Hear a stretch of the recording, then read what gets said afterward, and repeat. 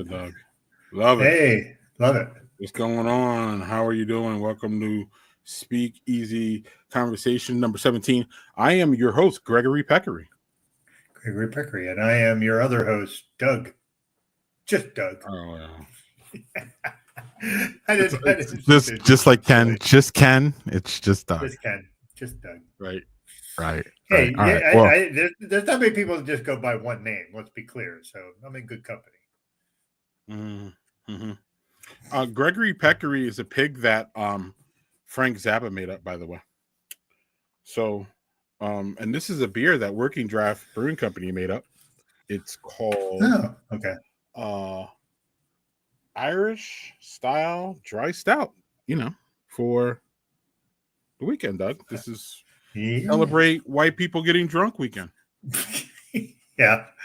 So that is true. It's okay, cool. I think it is not for me, but I just what I think is funny is I was in Ireland for St. Patrick's Day a number of years ago, and it's not like what we saw how we do it here. That's a pretty somber day over there. So yeah, I mean, and of course we take it in. Yeah, and we Americanized it and went all weird with it and crazy and extreme and wild and all those things. Yeah. Same with Cinco de Mayo. Oh, it's another excuse for Americans to drink. So it is. Yeah. And this is a wonderful Irish stout here from Working Draft. They're just top notch here in Madison. And you can see that head retention, Doug. Look at that. It's beautiful. Yeah, very nice. Drinks very much like that famous one that for whatever reason I'm not going to mention, but you can mention if you want. But this is just as good, man. This is just as good. I'm glad you like it. I am going to go with my very last Arizona beer that I have. Taste of Arizona Pilsner. So, I love how he drops that. Yeah. I have friends in Arizona that send me beer, y'all. That's right.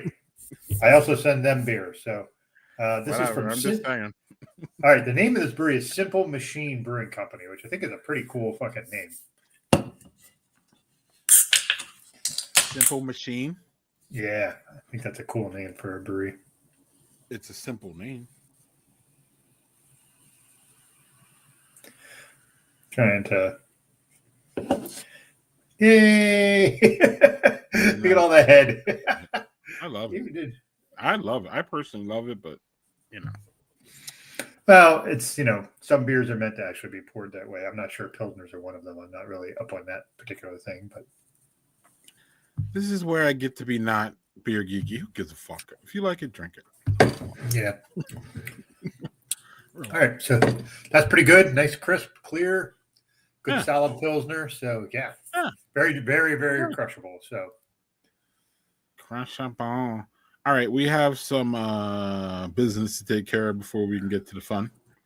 Or all right, is it all fun? It's all.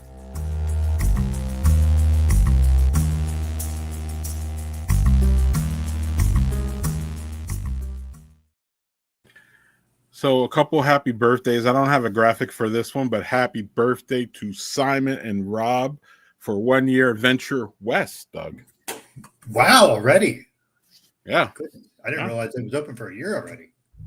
Yeah, remember it was early last year that we had the takeover, the Badger Beer Hour takeover, and Simon was there, and he announced that they were opening it. So now that was in January-ish, I think.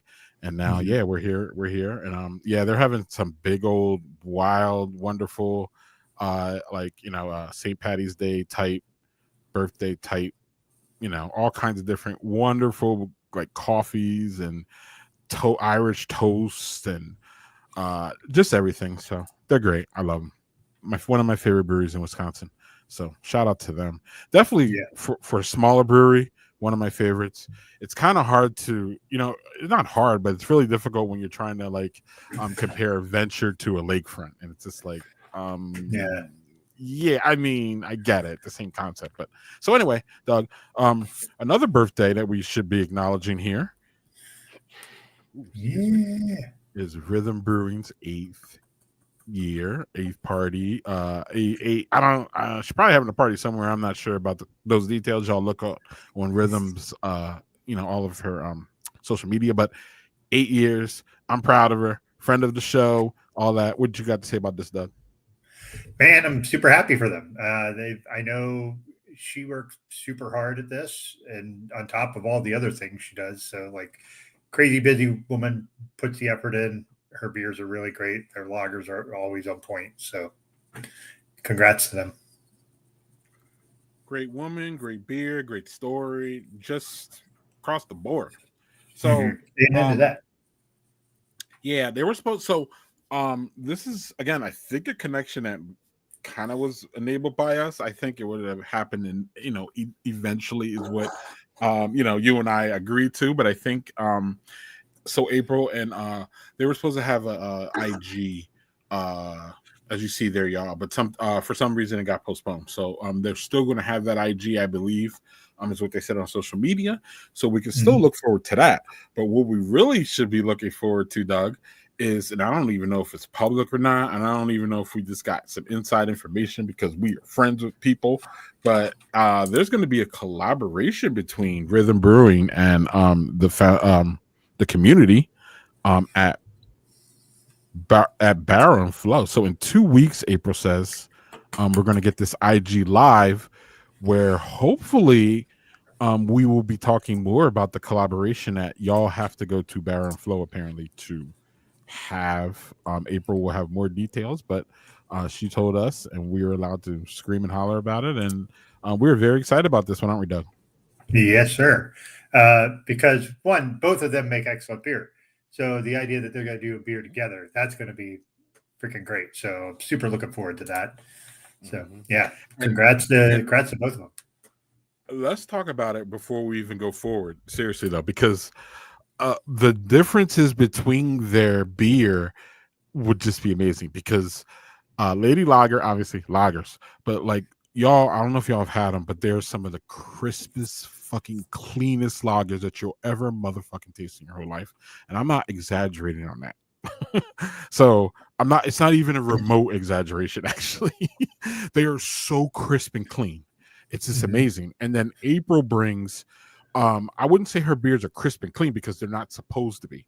Right. April brings a different level of some of them are crisp and clean, don't get me wrong, but April brings a different dimension of flavor, if that makes sense, to her beers, and she's always kind of looking for like from my view, these are not her words, these are my words as someone who's a fan of hers. Okay, she brings a different flavor profile to everything that she does. So if you combine those two, I mean, not that Lady Lager doesn't bring a different flavor profile, but you know what I'm talking about, Doug. Like there's a different level of uniqueness with April's beers that this is different than Lady Lager's. And just to have those two come together and have their beer minds mesh and all that, this is what like a collaboration should be. So I'm excited for that shit. And it's just another reason why I need to get my ass to Bar and Flow, even though at this point I am truly undecided. And no bullshit. I'm still very much undecided. So, any more on the collaboration, Doug? Because I don't know if I gave you space for that. No, I think you hit it on the nail on the head. Elisa does this she does lagers, and she does 2 lagers, and they're fucking great. She nails it every time. She has done a number of collabs also with Sam Adams, where it's not just lagers that she does, but there's the collabs too. I'm sorry, I don't want to, but she nails those too, though. Let's not even act like she doesn't. For sure.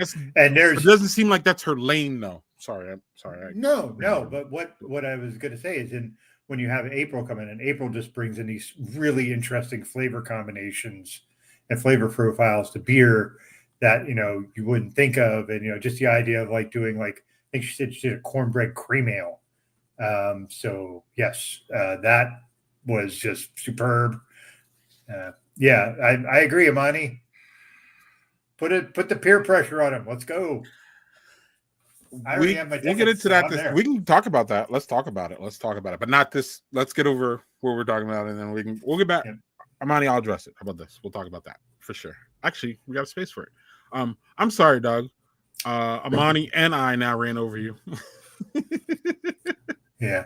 It's just I'm looking forward to seeing what they put together because they're both excellent. They're both excellent brewers. They both have incredible insight on what they want to do, and their visions are really clear. And having both of them kind of put their vision together to see what they come up with, I'm really excited about that. I'm always excited about the collab, but this one has me very excited. Yeah, excellent. Doug is 100% confirmed from what I know, right, Doug? I'm in. I already got my VIP ticket and everything. Yeah, Doug's in, locked in. Yeah. He's in. He's in. He's good.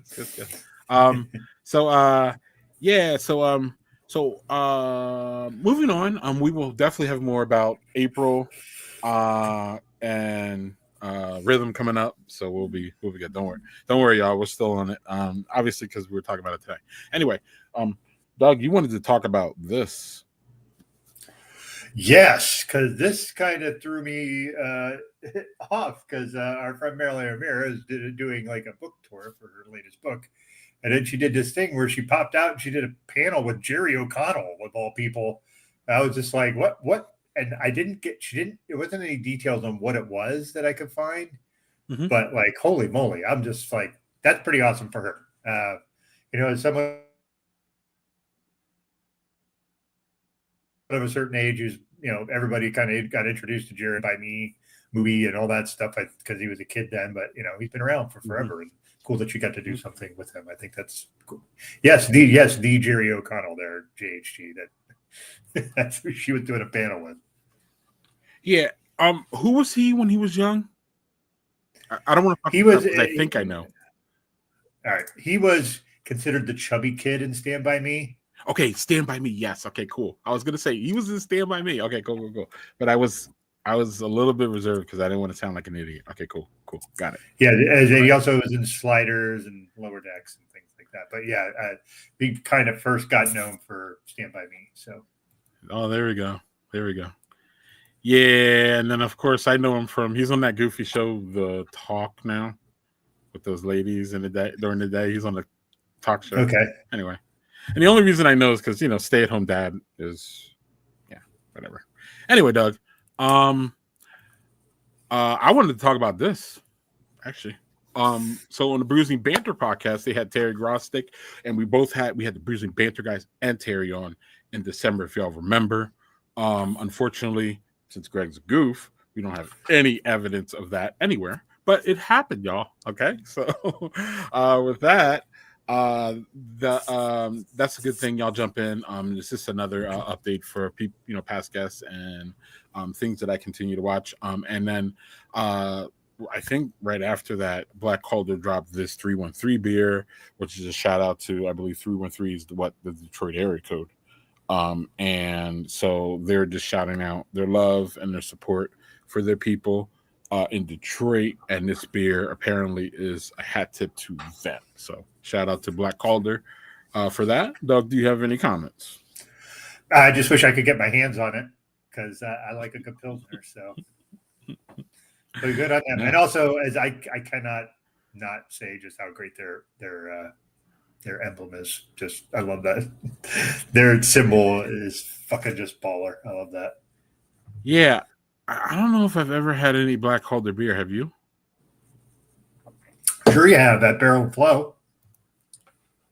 Yeah. So now, here we go. Yeah, because otherwise, no, I have not. So, yeah. And there's been like one or two beers that I didn't like at Barrel and Flow. Literally. Yeah. And one of them is actually, we could call it out because it doesn't really matter. And it's not me not liking it doesn't make it bad. How about that? Because it wasn't a bad beer. It was just not my thing. That what was that Grommet place, Doug? Or that, not Grommet. What was that?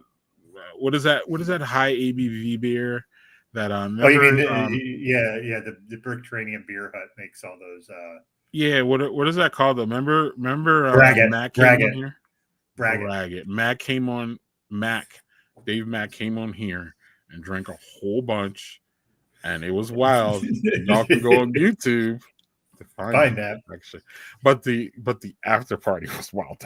that after party was something else. It was wild. It's funny. Usually for the after parties, I've usually had 2 or 3 beers, and I'm not drunk, but I'm pretty toasty at that point. And then I remember that one. That's how memorable that one Mac was. was preaching. Yes, he was. It was. Yeah. It was amazing. Anyway, Doug. So the only other scheduled thing I have, Doug, is React. Are you ready to react, Doug? Let's do it. Okay, cool.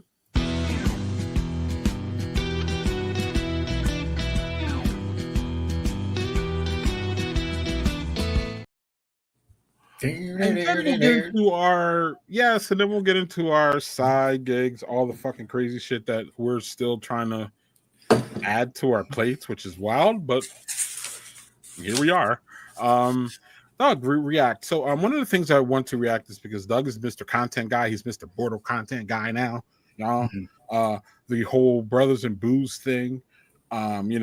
The evolution of Brothers and Booze is just fucking. When I look back at that, I still kind of look back at it, Doug, and like, because every time I go to Daddy Porter's YouTube page, literally the second Brothers and Booze shows up. I don't know why it's not the first one.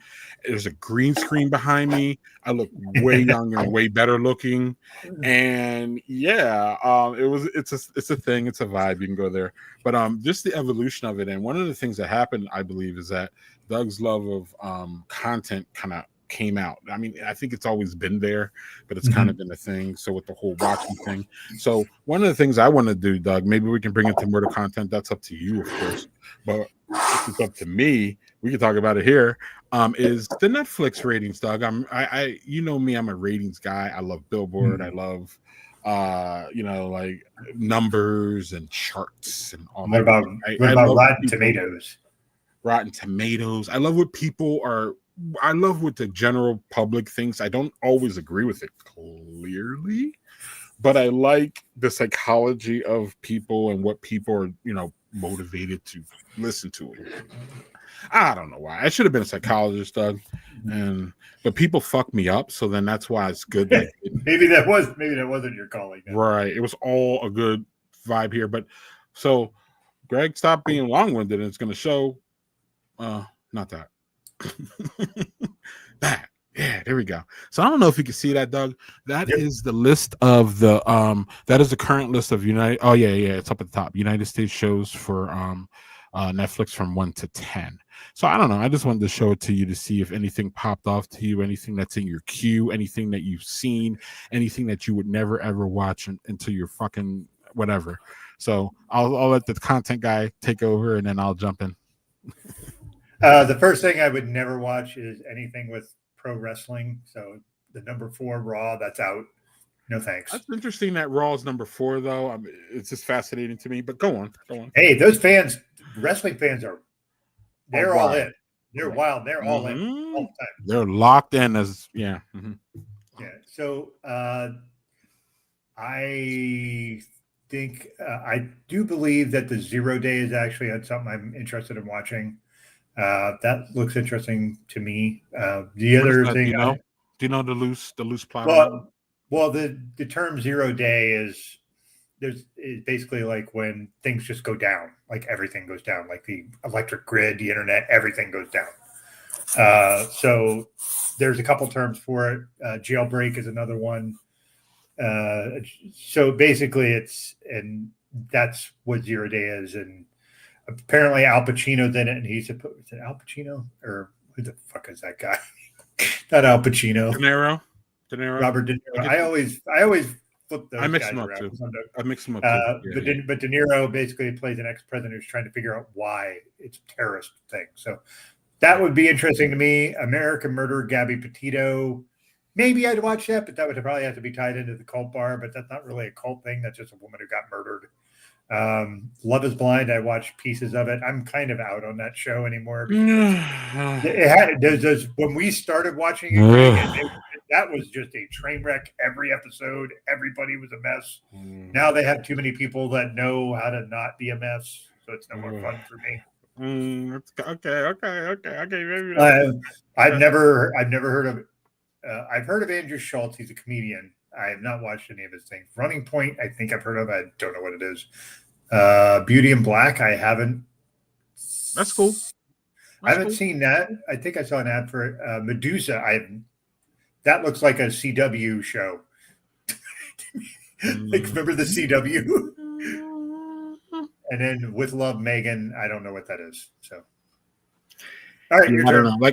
Like I said, I don't know. Raw at 4 is fascinating to me. I didn't understand. Well, I didn't know if it would translate from cable to a streaming site, and it clearly has, and the fans have. It's almost like a not really that stark, but remember the moment that Howard Stern moved from terrestrial radio to Sirius, and people were like, he's dying, and no one's gonna listen to him, and la la la. And what is it now? 30 years later or 20 years later now? Yeah, 20 years later, some shit. Yeah, Stern's still thriving there. He's fine there, and whatever. Like, I wouldn't say Howard Stern missed a beat by not being on terrestrial radio. So you can say what you want about him. I'm not really here to talk about him content wise, or hell, maybe we can have that conversation later. But I just think it's fascinating that Raw's there. I used to be a fan, not a fan anymore. But and then Love Is Blind. I mean, it just came out, so but I expect that to fall off because it just wasn't a good season, as you said. The rest I have no idea. So, and I'm good with that. So Doug, let's talk about the movies now. A little bit of different landscape here, but it seems definitely more this is where it seems like there's more family kind of oriented things, but I can't say that when I see fucking Charlie Manson there. So there's this is a little bit more I don't know if the word's eclectic, but at the top there you can see the kids movies, and you can see the kids movies throughout here. But at the same time, you see some kind of some serious movies. You got a comic book movie thing in there. What do you see here, Doug? That's for you here. I know Cicero probably does, right? Sicario I've watched before. That is a great movie. I watched this past year for the first time, and I wish I would have watched that sooner. Yeah, it seems Runaway Jury's there because Hackman just recently passed, and he was one of the major characters in there, so I'm sure that's why that's there. I actually want to see the Plankton movie because I love SpongeBob SquarePants, although it's like almost like a weird live animation. It's not the old animation, so I'm not sure how much I'll like that. And my son saw Dungeons and Dragons Honor Among Thieves and said it was great. So I might be something I check out. I'm not sure what Counterattack is, but yeah. Or Midnight in the Switchgrass. I don't know. I think those could go either way. They could be really cheesy and horrible, or they could be pretty good. The one that jumped off at me is it here? Or was it here? So I forgot to mention. So the one that jumped off at me here is Beauty in Black. I was like, oh, okay, black show, blah, blah, blah. So then I don't know. I kind of pulled it off here, and I was like, so look at this synopsis, Doug. A stripper's fate takes a turn. She crosses paths with a wealthy, dysfunctional family. And it's Tyler Perry. So throw that in there, that context. But like, I don't know. So then I went to, I love Rotten Tomatoes, and it's rotten. So I don't know. We'll see. I don't know. You know me, Doug. It's gonna take some time there. So I don't know. Are you, Doug? Are you done with the Netflix? Any more? Yeah. Wrap up on the Netflix things? No, I think that's cool. And and like I said, I thought I saw something for that Beauty in Black or whatever it was. I thought I saw an ad for that. So. Well, it's just sometimes it becomes really frustrating, Doug, because I just want to. I said this a gazillion times. I just want to support Black people unapologetically and without even thinking sometimes. And obviously, that is not. I don't know what the word is. It's just not. When you got people like Kanye running around saying fucking doing. So it's tough. It's tough. So anyway, Doug. I know you're going to have a comment on this, but give me a little bit before you pop off, just because I think it's fucking hilarious, actually, that when I saw this motherfucking headline, I fucking laughed, actually. And the reason I laughed, Doug, is because, please correct me, but it was like less than 2 weeks that Mr. Keanu Reeves was like, oh, John Wick is dead. Like, blah, blah, blah. Like, he's, or something. And he gave this effect that, like, we're not ever going to see John Wick again. Y'all need to like almost like Rihanna with the album. Like y'all never getting another album, so fuck y'all. It was almost it almost gave me that like vibes. And then like 2 weeks later, oh, all of a sudden it's in the works. So I'm going back to let's talk about real quick, Doug. Let's talk about the Cleveland Browns, because the reason I only want to bring that fucking crazy, wild organization, fucking wild, insane fucking shit that goes on there is because we had the same almost situation, Doug, where we had Myles Garrett saying, oh, I hate the Browns. They're not going to win. Y'all need to trade me. And then the Browns said, hey, how about we give you $40 million a year? And then all of a sudden, Miles said today that he's staying with the Browns, Doug, because he wants to win, is what he said. 2 weeks ago, before he got the $40 billion a year, whatever the fuck he got, he was worried about winning. And now he's worried about, or now he says the Browns are going to win. So I'm so excited, though, because I know the Browns are going to win now because Myles Garrett got his $40 million. I'm just so happy. But anyway, back to this, Doug. What a side tangent. Yes, this is yeah. So we're back to this. Am I wrong, Doug? Because you are a John Wick person that all of a sudden Keanu got fucking money, so now he's back in. Am I wrong, or tell me? I think you're wrong. I think Okay. Of all the stars that are like not super about the money, Keanu Reeves is one of them. But okay, I think what's going to happen is the series will be John Wick, but he's dead, and he said the character is dead. Doesn't mean they won't have parts in the movie where they're flashing back to John Wick and they're moving on to other characters, because there's a ton of characters in that universe that they can spit in. I mean, they're doing a spinoff called Ballerina this year. So I think it's just the John Wick is going to be like the name placeholder because everybody knows John Wick, and he's going to be like in it a little bit, and then like they're going to like like maybe I think it'd be like a flashback. I don't think he won't be the main character in those movies anymore. But I'll be curious to see what they do. Okay. So he's not pulling a Myles Garrett, is what you're saying. Okay, cool. No, I don't. Yeah, I needed more context. Okay, cool. Okay, cool. And again, I don't care if Myles Garrett's pulling a Myles Garrett. He's literally one of the best players in the league. So if he wants money, and that was his tactic to get his money, wonderful. But I'm not believing the bullshit that I heard in the press conference today. Just saying. Again, like I was telling you and Jay and Chris, part of being a fan, y'all, is understanding when you're whatever you're a fan of is involved in some fuck shit, and you need to be the first people to call it out as a fan, because you should know you're right up under it. You shouldn't be just signing off on any kind of fuck shit because you're quote a fan. Like, this is where I step off the line.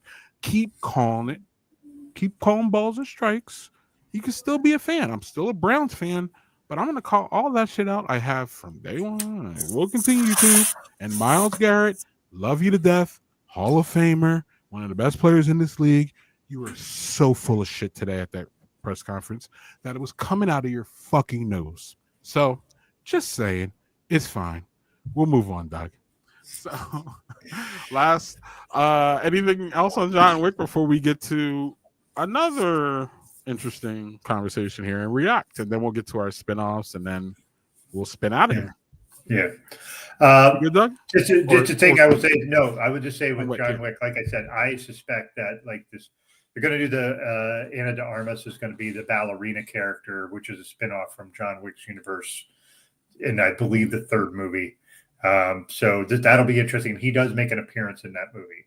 So I think, as Daniel said, it's the John Wick universe for real. His name is going to be the thing, like the Star Wars universe or the Marvel universe. It's just going to be one guy's name. That's my guess. Right. That's my guess. I do want to also say that I do have a second beer, and I wanted to put that because the name is funny.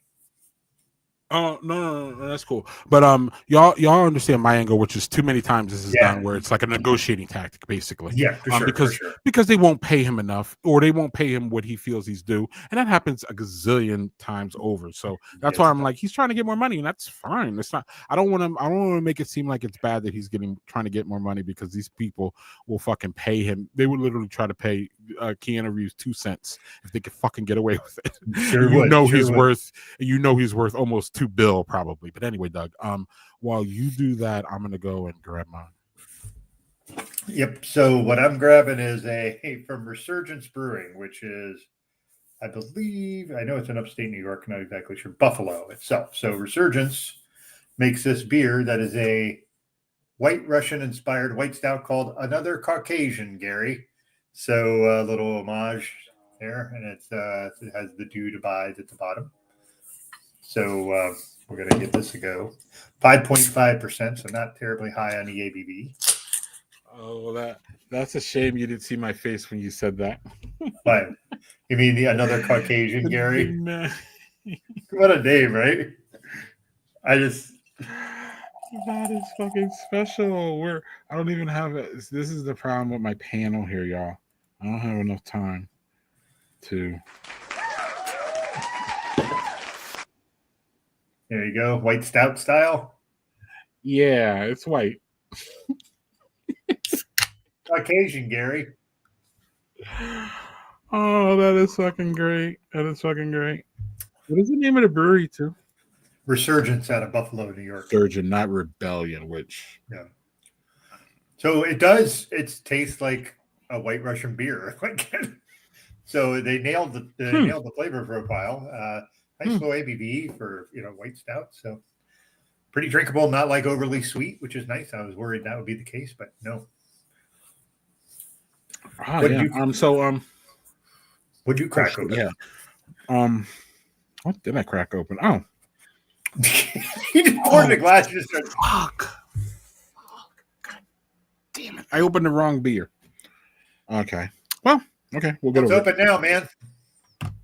Yeah, okay. And it's a great beer. And I'm glad I got it. It's the what is it called? It's Climate Crush from Delta Beer Lab. It's fucking excellent. And I'm not mad that I'm drinking this. I'm mad that I didn't I put it in a part of my fridge, Doug, that I put away for beers for the Badger Beer Report. I wanted to do this one as a spotlight, meaning I just get on to talk about it and a reason why people should drink it. And I bought this specifically to do the fucking spotlight. And now I just yeah. That's a fair point. Yeah. Anyway, this is a crushable, lovely, wonderful hazy IPA that even Doug would like because it's just really, really approachable. This could be a shower beer for Doug. This is definitely a lawnmower beer. It's just one of those IPAs that's full of flavor, but not over hoppy, but low enough to be sessionable. And it's approachable. It's just great, y'all. It's great. And I wanted to spotlight it for Badger Beer Report. And I fucked that up. So one or two things needs to happen, Doug. One thing needs to happen. I just need to go back to Delta and get more. So yeah. Twist your arm for that, huh? Problem solved. So yeah, Doug, while we're here and we're talking about breweries, it's great time.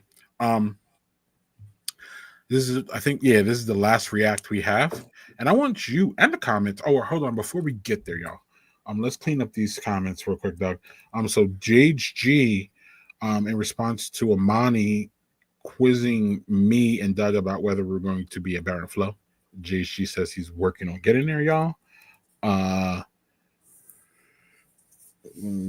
Daniel said I think Daniel was clearing it up to come. So yeah, but it seems like Jerry said that before that, so I'm not sure if what Jerry was talking about there. But hi Jerry. Hey, welcome. Yeah. I'm working on my final clearance for Baron Flow. Should know soon. Daniel, if you know before the end of the month, that'd be great. Because then that could factor into my thing, which we'll get to. Let's see here. JSG knows nothing about what was on that Netflix thing. Daniel's talking about Mr. Rachel. I'm not sure. He sounds like a good thing. And JSG's like, yeah, what's Mr. Rachel? Well, I could tell you what it is, kind of. It is a show for kids. And that's probably why maybe Daniel knows it, like little kids, like, elementary school age. So it's probably why Daniel probably has a little bit more knowledge of Miss Rachel than we do. Right. So. And he's probably sick of it. I mean, at some point you get sick of that shit. Period. End. As a parent, and if you don't, you're not a parent. Sorry, this is it. So yeah, I'm determining who's parents or not, y'all. So don't even go there. Anyway, speaking of parenting, Doug, I got a lot. I guess I got a lot to say about this. I want y'all to talk about it. So this is something I pulled offline. So welcome to our beer garden, y'all. For the enjoyment of all, please abide by the following: A, children are welcome until 10 p.m. B, no yelling, rock throwing, or running included in the parking lot. Respect to musicians and fellow patrons. Parents, please be responsible for your children. Anyone unable to abide by the above rules will be asked to leave. Thank you. So, Doug, okay, the fact that y'all had to say half of this shit is alarming. But second of all, is there anything here that really stands out to you? And I'll hold mine because a couple things absolutely does. And yes, y'all, I'm opening up the whole kids and breweries. Oh, excuse me. Sorry. What I would say, the thing that stands out to me the most is who's keeping their kids out at a brewery until 10 p.m. Oh my goodness. You're trying to get them kids in bed earlier than that. Like,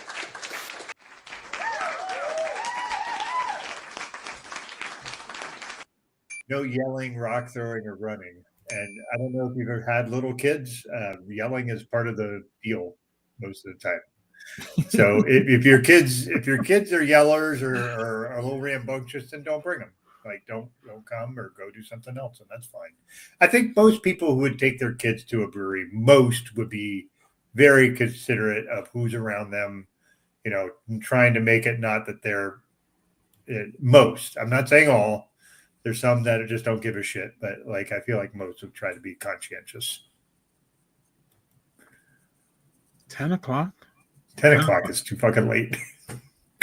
You have to be told to take your motherfucking kids home at 10 o'clock from a brewery. Like, really? And if you're there at 10 o'clock, this is why we're fucking doomed. Going. But if you're at a brewery at 10 p.m. with your kids in tow, you probably had too many beers to drive around. And how are you tending to your kids? Like, I don't feel like that's great parenting. At all. Look, parenting's hard. And Doug and I talk about it here, and we've never shamed any parents, and we've never, any of that. We try not to. Yeah, I'm trying hard. This is really difficult. Like, this is really, really difficult. Can we get to the rock throwing portion of the whole thing? Because I'm not so sure, Doug. The sign literally says no yelling, rock throwing, or running. So I understand that maybe yelling is a kid thing, maybe, and maybe the running's probably a kid thing, but the yelling's probably an adult thing. Maybe I'm wrong because I don't know how you tell kids not to yell. It's kind of weird. Yeah. And then the rock throwing. Right? So I'm not necessarily sure that the rock throwing is at kids. It might not be. Right. So. This is where this is a whole vibe, Doug. I don't even know what to say about this. And I'm pretty sure, Doug, the state that this comes from is pretty sure. So say it, Doug. I could pick a number. Starts with an F and ends with an So there you go. Florida. Okay. Well, I was thinking Florida or Texas, or it could have been any one of those. I mean, it could be 20. It could literally be 25 states, but that's not the point. Okay. Actually, 25 might be low, right, Doug? Is that where we're at? Yeah. Might be. Yeah. Anyway. So yeah, Doug. So that was React, Doug. That was React was something, right? Something. It was something. So one of the things that's happened, Doug, I don't think it wasn't by chance, or I'm sorry, it was maybe by chance, but it wasn't by thought. It wasn't something that we thought when Tuesday happened. And we didn't see the whole end of Baron. I'm sorry, we didn't see the whole end of Brothers and Booze. You and I didn't see it until it was here, literally. So it just literally hit us both. Kind of hit you more than it hit me, but it was just, it was a spontaneous thing, y'all. It wasn't, for anybody who was around us knows that it wasn't, there wasn't any like there was thought put into it, but it was all like last minute kind of like, hey, we're just gonna switch it up. So when that happened though, I don't think we foresaw what was going to happen after that as far, content wise and all the things. And before that we had the Cult Bar, which was, technically a spinoff of Brothers and Booze, given that one of the hosts is this guy and the other host is Renee, who I met through the whole Brothers and Booze thing. Doug knew her before. Wonderful Renee, love Renee. So that was a spinoff of Brothers and Booze, an early one. And then since Brothers and Brews has ceased to be something different, and Speakeasy is, y'all know, it's kind of like Brothers and Brews, but it's different. We don't have wonderful Barry opening it up like we used to, and we don't have videos like we used to, and all those different fucking things. It's a different thing. It's a different vibe. It's different. But I think what's been a wonderful silver lining, Doug, is that you and I have branched out creatively and things that we like to do. And one of the things that we've branched out to do is the latest thing that I've jumped in on is Greg is slowing down so he can get his graphic loaded up. Is Doug's new thing, Mortal Content. The next one, y'all, is Tuesday, April 5th. We just had one this Tuesday with Chris and Jay, who were both former guests of Brothers and Booze, and who Doug, obviously, y'all know, with Jay, had the old parental bad advisors podcast for 2 years or two or three seasons, and then Chris and I think Jay are working on a project. I'm not sure that it's anything's happening now, or I'm not sure about that. We should have asked them. I don't think we did, or maybe we did and I wasn't around. But anyway, Doug, Mortal Content, I want you to talk about it, give it a little bit more give it a little full-throated discussion and tell people what's going on about it. All right, so this is just born of me sticking my nose into a bunch of different media, whether it be movies, TV, books, games, podcasts. Like there's a lot of different avenues, and I like exploring a lot of those different things. And we kind of with Brothers and Booze, we used to do what are we watching all the time, and then when we shifted to Speakeasy Conversations, it kind of went. It didn't really fit the show that we were trying to do. So Greg asked me about doing something like this, and then I thought I like this idea. Do it like a monthly, so we'll do it every second Tuesday of the month. This way, Tuesday's not usually a lot going on. Lasts about an hour and a half. So I'll have some guests on, and we'll discuss whatever we're talking about that month. First episode was actually we did a little bit of a takeover on Speakeasy where we had Bo Johnson on, who was an author, so we got to talk about his book. We talked books and all that stuff. And this one with Jay and Chris was about TV. So we were just talking about all the things we're watching. And, we did a thing about appointment TV versus binge watching. And, it was a lot of fun. We had a great time. So, yeah, it's I have a lot of ideas for it. We'll see how much it comes to fruition. But I'm looking forward to seeing how that evolves. So. Doug, where can people find that? That is... we stream it to YouTube and also to my personal page. There is also a link tree, which I will give Greg here. Where on YouTube? Pull it. I'm sorry. If you don't mind, pull up the link tree and put it on the screen there. So everybody can see it. And then also, specifically, Doug. Doug says he's streaming on YouTube. He's streaming on his own Mortal Content channel. It's not here on Daddy Porter. It's on his. So you have to you can show that screen, Doug, whenever. It's on Doug's YouTube, so you have to find that link. DM Doug, and or if you're in the Discord, we post every time. So yeah, there's Mortal Content. I think you should be able to. Well, I think when you Google Mortal Content, it should come up. Yep. Because Linktree's pretty. Yeah. I'm sorry, Doug. No, it's pretty easy to navigate. So right now, it's just there's the big thing is the Mortal Content logo that actually takes you right to the YouTube, and then we have an Instagram page and an email. if you guys have ideas for what you want to see on Mortal Content, you email that address, and we'll get to it and we'll see what we can put together. Because I'm interested to hear what everybody wants to watch as well. It's not just about what I want to do and what I think is interesting, but I want to hear what other people are interested in as well. So, hit us up. Yeah, and like we're open to collaborations. We're open to different ideas. I don't know. It was just another avenue for Doug to express and to get out all of his content geekery, if that's a great word. And yeah, like I said, when we moved from Brothers, or like Doug said, when we moved from Brothers Booze to Speakeasy, the format changed, so then it was less visual. So we did end up coming back here on YouTube so we could be visual like that to y'all. But ultimately, I still think that the format change of Speakeasy, we're definitely more of a we're less boozy than we were given the name. We're more conversational, I think, than we were before, maybe. We're definitely more off the hook because those first couple speakeasies were fucking wild. And I rarely remember any of that.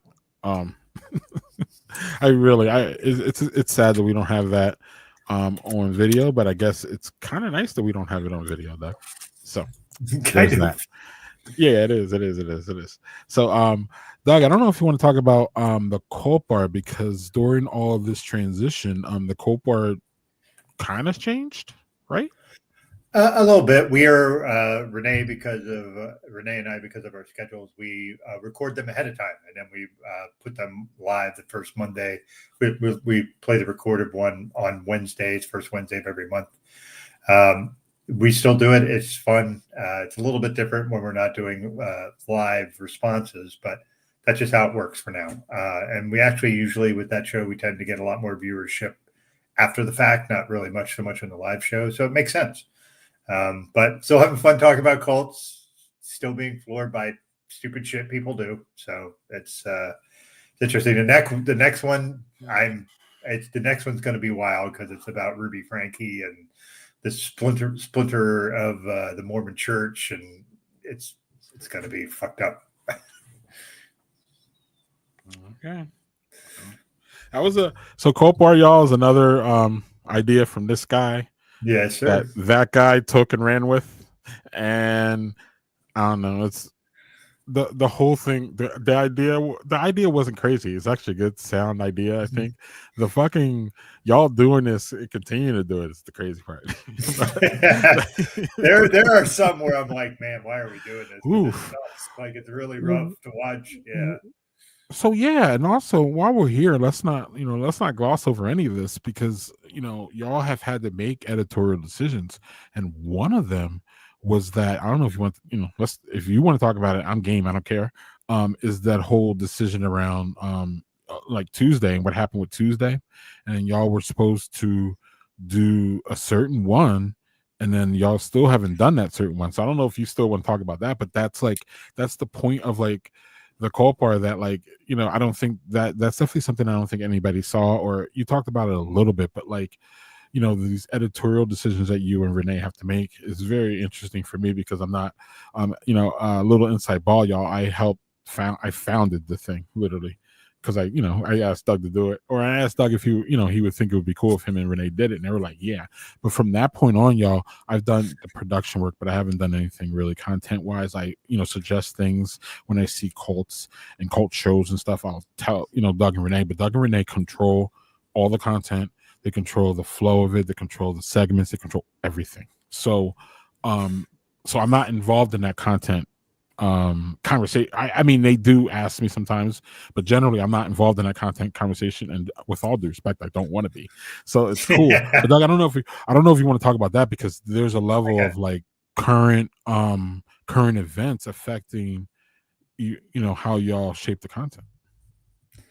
Yeah, we were going to do a show about Christian nationalism, and that was going to be the day after the election, which went the entire wrong way, and we just didn't. Neither of us mentally were there to be able to talk about that. So we were just like, let's not do that. So we just didn't. Will we ever revisit that? Maybe, maybe not. It's okay if we don't. There's a million things, million cults we can cover, so I'm not worried about that. But it was an executive decision by both of us, just like, no, we're not doing that. It's too heavy. And for the record, y'all, that was one of the few ones that I suggested to y'all that y'all took. So when y'all didn't do that, I was like, okay, Greg, chill. No, it wasn't you. It wasn't you. It was all the atmosphere of what was happening. No. It wasn't me.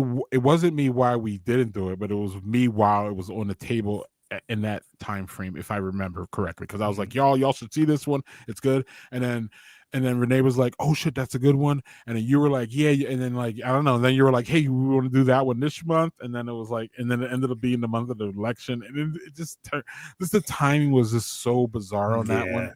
If that makes sense, you know what I mean? Because we could have had it presented to us in an earlier time, and maybe if y'all would have did it in the summer, it would hit a whole lot differently. Clearly, you know what I mean? Because that documentary that we're talking about was out for a couple years, so it wasn't like, and the Copart has been going for a couple years, so there was a couple years span there, y'all, that we just didn't, it just didn't come on our radar. And like Doug says, there's like literally 600, like not 600, but there's just so many cults, and then there's so many documentaries, and the shit's gripping. And if that's kind of your thing, like if you're in that cult lane, because you know how some people are in like the the crime lane, or true crime. I'm in the I'm in the, you know me, Doug, I'm in the reality show lane.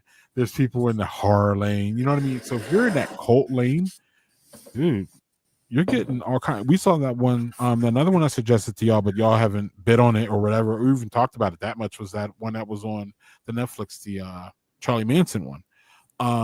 So like, that's just because Manson is such a big one. It's like kind of hard to just do one show on it. And I think that's more like we need. That's cool. That's cool. And I'm not really even talking about that. I'm just saying that was one that's on our table. My point is, though, the fact that I saw it on that list was like, oh yeah, see, these co-people are, you know what I mean? Like there's still a level of just people wanting to see that shit. So that's why I love the Copar idea. That's why I love that y'all have fun doing it. And that's good. Yeah. And I'm glad you suggested it, because it would have never come to, like, I wouldn't have thought to do it. So I'm just glad we did. Yeah. And that is this is or the. What, you want to do Jerry? Yeah, do Jerry. Sorry. Is that what you're This is actually the one Greg mentioned to us, and we were going to do that.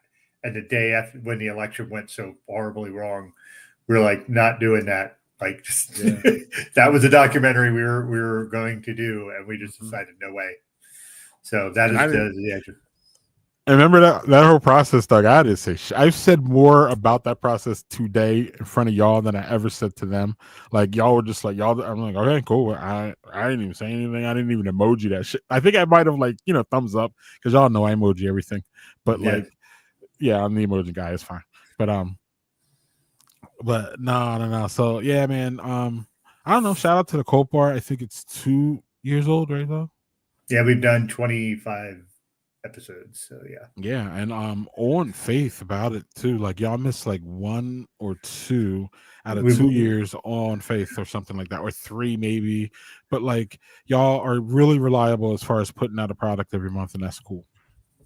Yeah, I think we missed 1 month, and then we had 1 month where we reran an episode because of scheduling stuff. So that happens. But we've been very good about putting stuff out. So yeah. So I don't know. I'm proud of you, Doug. I'm happy for you. I'm glad to be an enabler of you. I think the world of you. I already know we're our biggest fans still to this day. Even after all these years, we haven't gotten sick of each other, y'all. It's amazing. And Doug has not gotten sick of my craziness. So you're putting up with me, so it's a pretty even trade. I understand, but like I can be a mess to deal with. I feel that I'm a mess for myself to deal with, Doug. Like scatterbrain all over the place, ideas everywhere. It's just sometimes it's just too much for me to take, and I'm me. It's not too much for me, just for the record. Okay, I'm okay, cool. I'm good. Yeah, well, good. I am most of the time. So, Doug, so speaking of me, this week's been wild. Part of the reason it's been wild is because I launched a website for Badger Beer Report. I'm pretty proud of it. I think it looks pretty decent. I haven't gotten zero. I've gotten literally zero feedback on it, and I mean zero. I mean even from my guys. Uh, and I don't know. I think it looks all right. Um, is it on the screen yet?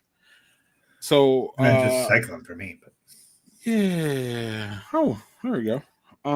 I see it now. Do you? ooh, it's pretty. Um, I think it's pretty. I haven't heard anything from anybody about nothing about it.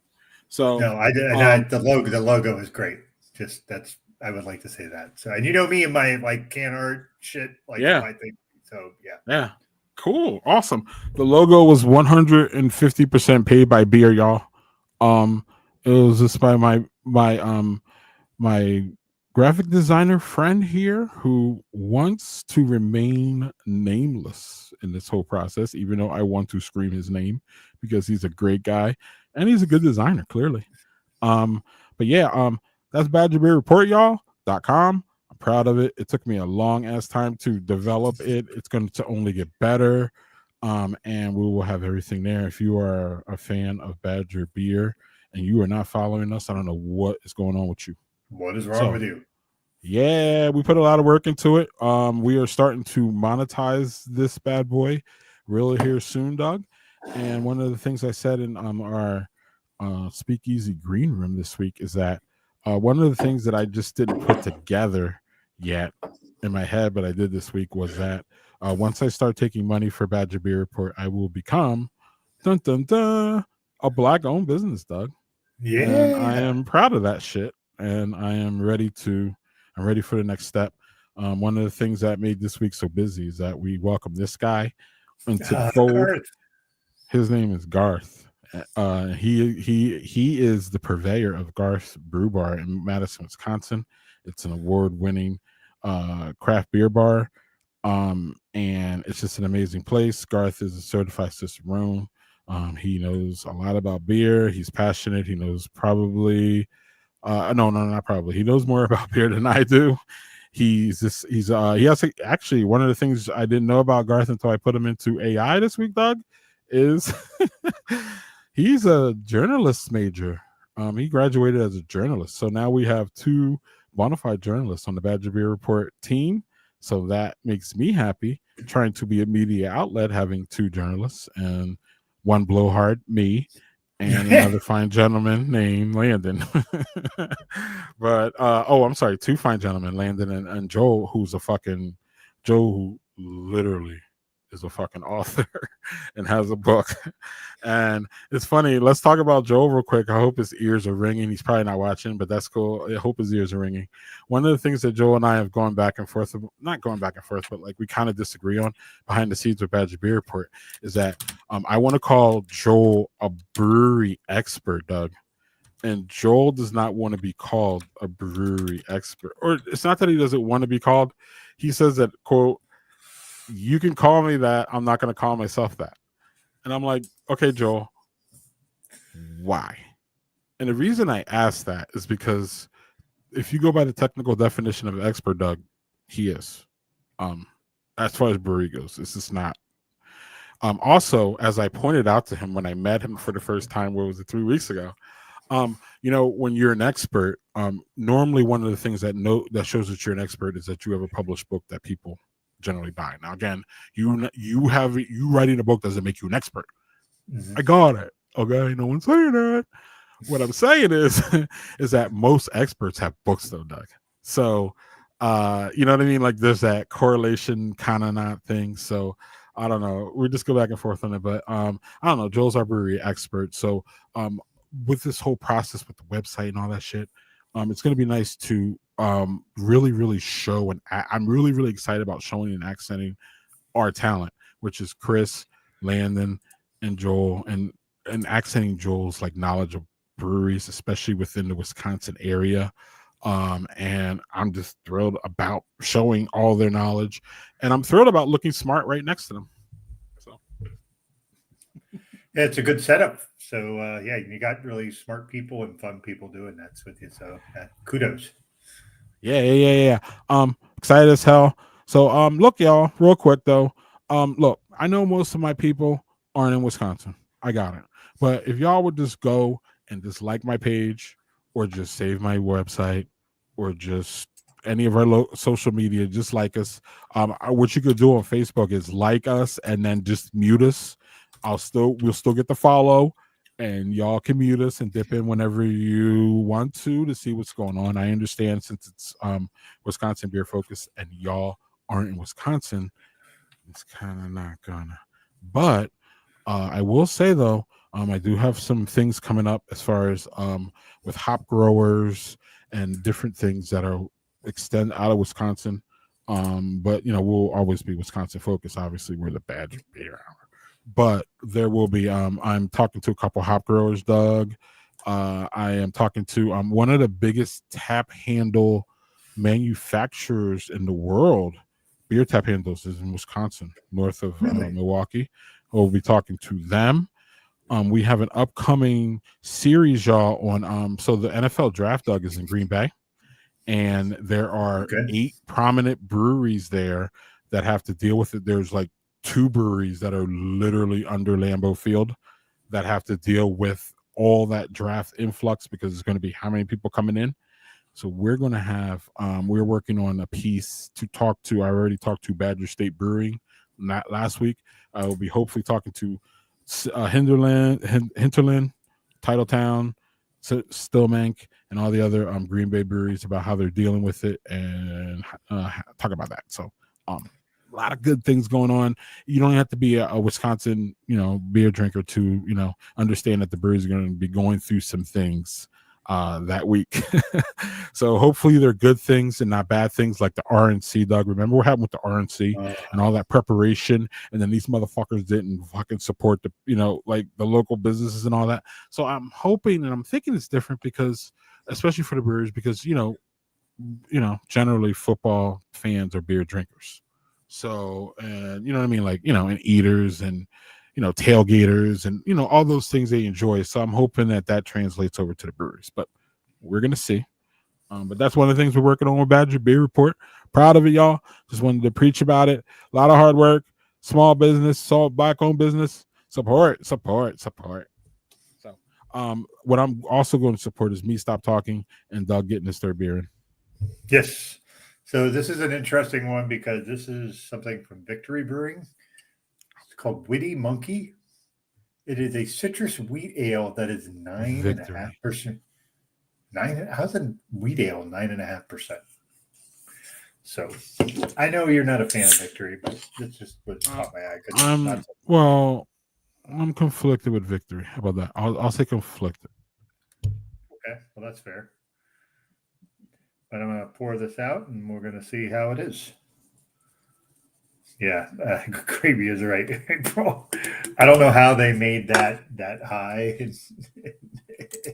How you made that high, but my little barrel flow glass, big Wheaties.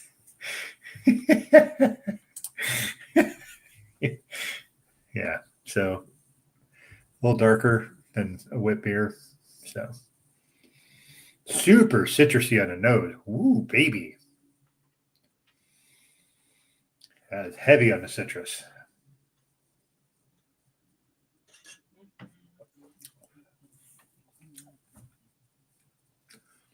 That is a very, very, very citrus forward wheat ale. Like very citrus forward.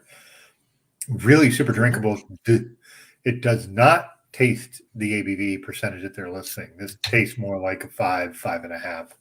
So that could be dangerous. But yeah, cheers. Pretty good. Really surprisingly good. I was expecting it to be super weird. So just very citrusy. Usually a good quality, right? I mean, that's usually a good quality when it drinks lower than the ABV. Yeah, like I said, the only thing is like that's like you might drink a can and be like, that's fine. Taste like swig that down, but like 9.5 will creep up on you. So creep. All right, Doug. So the last of the spinoffs we will talk about is the newest spinoff. It has not happened yet. It is in the process of happening, but I'm excited about it. And there's a reason why I want to talk about it more because it's kind of you'll hear. So what it is first of all, it's this So, actually, it's this. It's called Soundscape, y'all, and it's basically going to be a podcast of me and a friend talking about a discography of any artist that we pick. Now, as I put it here, my first one is Van Halen with JHG. Y'all know JHG, friend of the show, Who? guest of the show, friend of all of ours personally. Yeah. I've known JHG for oh my god, JHG, are you still in the comments? Uh 10 years, 10 plus. Wild. But so Soundscape is a thing that I started to think about doing, y'all, is because I uh I was just started as y'all if y'all on Discord, y'all know I started running through discographies and starting at the first one and just listening to them all and just enjoying the progression and hearing like young Stevie and young Michael and oh, it's just great, dog. It's just great. So I figured I was like, damn, if I'm doing this, maybe I would just get on I can just do an audio and just jump on. But dog, I'm not a one man show. I've never been on, never will be. I just don't I don't know. I just don't. Maybe I should embrace it if I did. Maybe I don't know. But I'm not a one man show, y'all. I'm just not. I just don't see myself as that.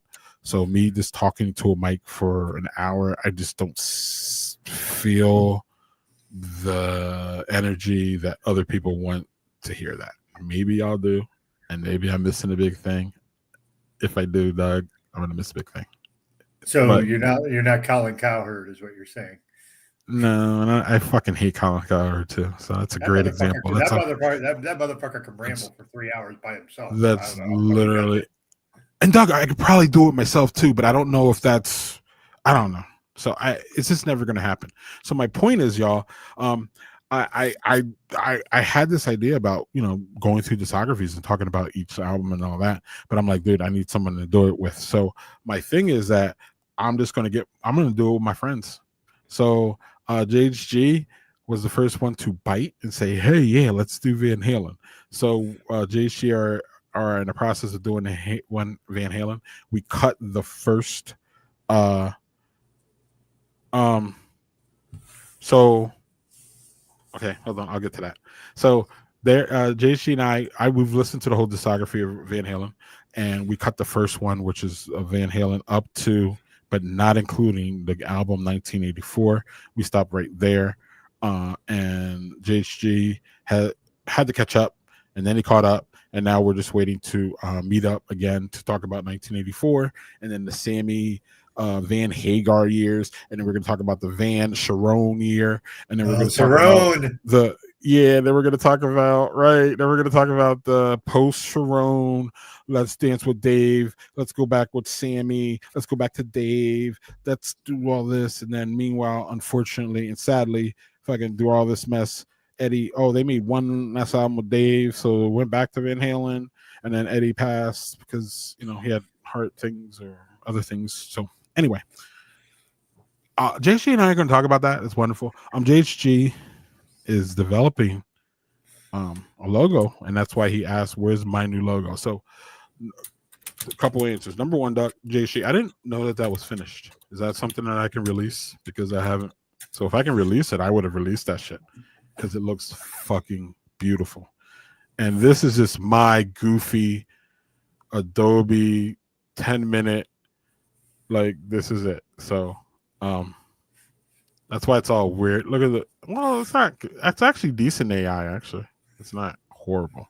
It doesn't look like the form, like like 7 people, like a person with 7 fingers in their hand, dog, and shit like that. Yeah, again, my feelings in AI, so I'm shutting my mouth on that. But yeah. All right. But yeah, so JC, I didn't know if that's done, then I'll show it right now, dude. I don't give a fuck. I think it's beautiful. I love it. You did a wonderful job, and you're a beast for that. So yeah. So Soundscape, y'all. So I'll be done after I say this. Hopefully, JC and I will release the Van Halen one soonish, whatever. Okay. Which one, though, JC? This is all. I love how this is being done like live and shit. Okay, JC, I'll do it, but I have to shut up first, and I have to remember my thing, or I'm gonna forget. So the reason I keep talking about it, the reason I keep saying it, y'all, is because Okay, so I'm not a one man show, and it's just not going to happen that way. So JG and I have agreed to do another one after Van Halen. So I'm excited about that. Ooh. And I don't know, JHG, if you want to say it in the comments, JHG, and we can put it out there, that's cool. If you don't, that's fine.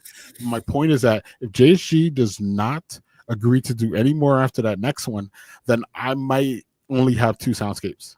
So, because I'm not right, so because I'm not doing it by myself, and I want to do it with friends. That's the whole idea. So, I'm not going to individually hit every single person up yet that I would like to do this with. I don't want to hostage, and I don't want to put people in a way, like frame it in a way that you feel you have to say yes to me. Okay, cool. So if y'all are interested, please hit me up and we can talk about it. It doesn't have to be Stevie Wonder's 25 albums. It could literally be Velvet Revolver's 2 albums. It could be Silk Sonic's 1 album. I don't really give a fuck. It just be a whole discography. I prefer, y'all, if it's an older one, so then it's going to be evergreen and it'll be over. Like Van Halen's never going to do anything more ever. You know what I mean? So then like it's over. So like when JSH and I do it, we won't have to hide that, please, so I can finish my thing and not see it, Doug, if you don't mind. Sorry, I wanted to start. Sorry. Yeah, no worries. Yeah, because I'm gonna get all weird about it and start reading it. And I saw it was Jerry, so I don't want to skip over Jerry's shit. But anyway, so my point is that if y'all are interested in this is the whole process really quick. We listen to a discography in the same kind of time frame. We jump on an audio. It won't be a video, it'll be audio, and we just talk about each album, what we thought, the impressions, especially if it's an older group like Van Halen. You know what I mean? Like, just did it age well? How does it hit today? Do you look at anything differently than you did? All these different things. And specifically, sometimes we will get into the personal side, especially if it bleeds into the music, which it clearly did with Van Halen.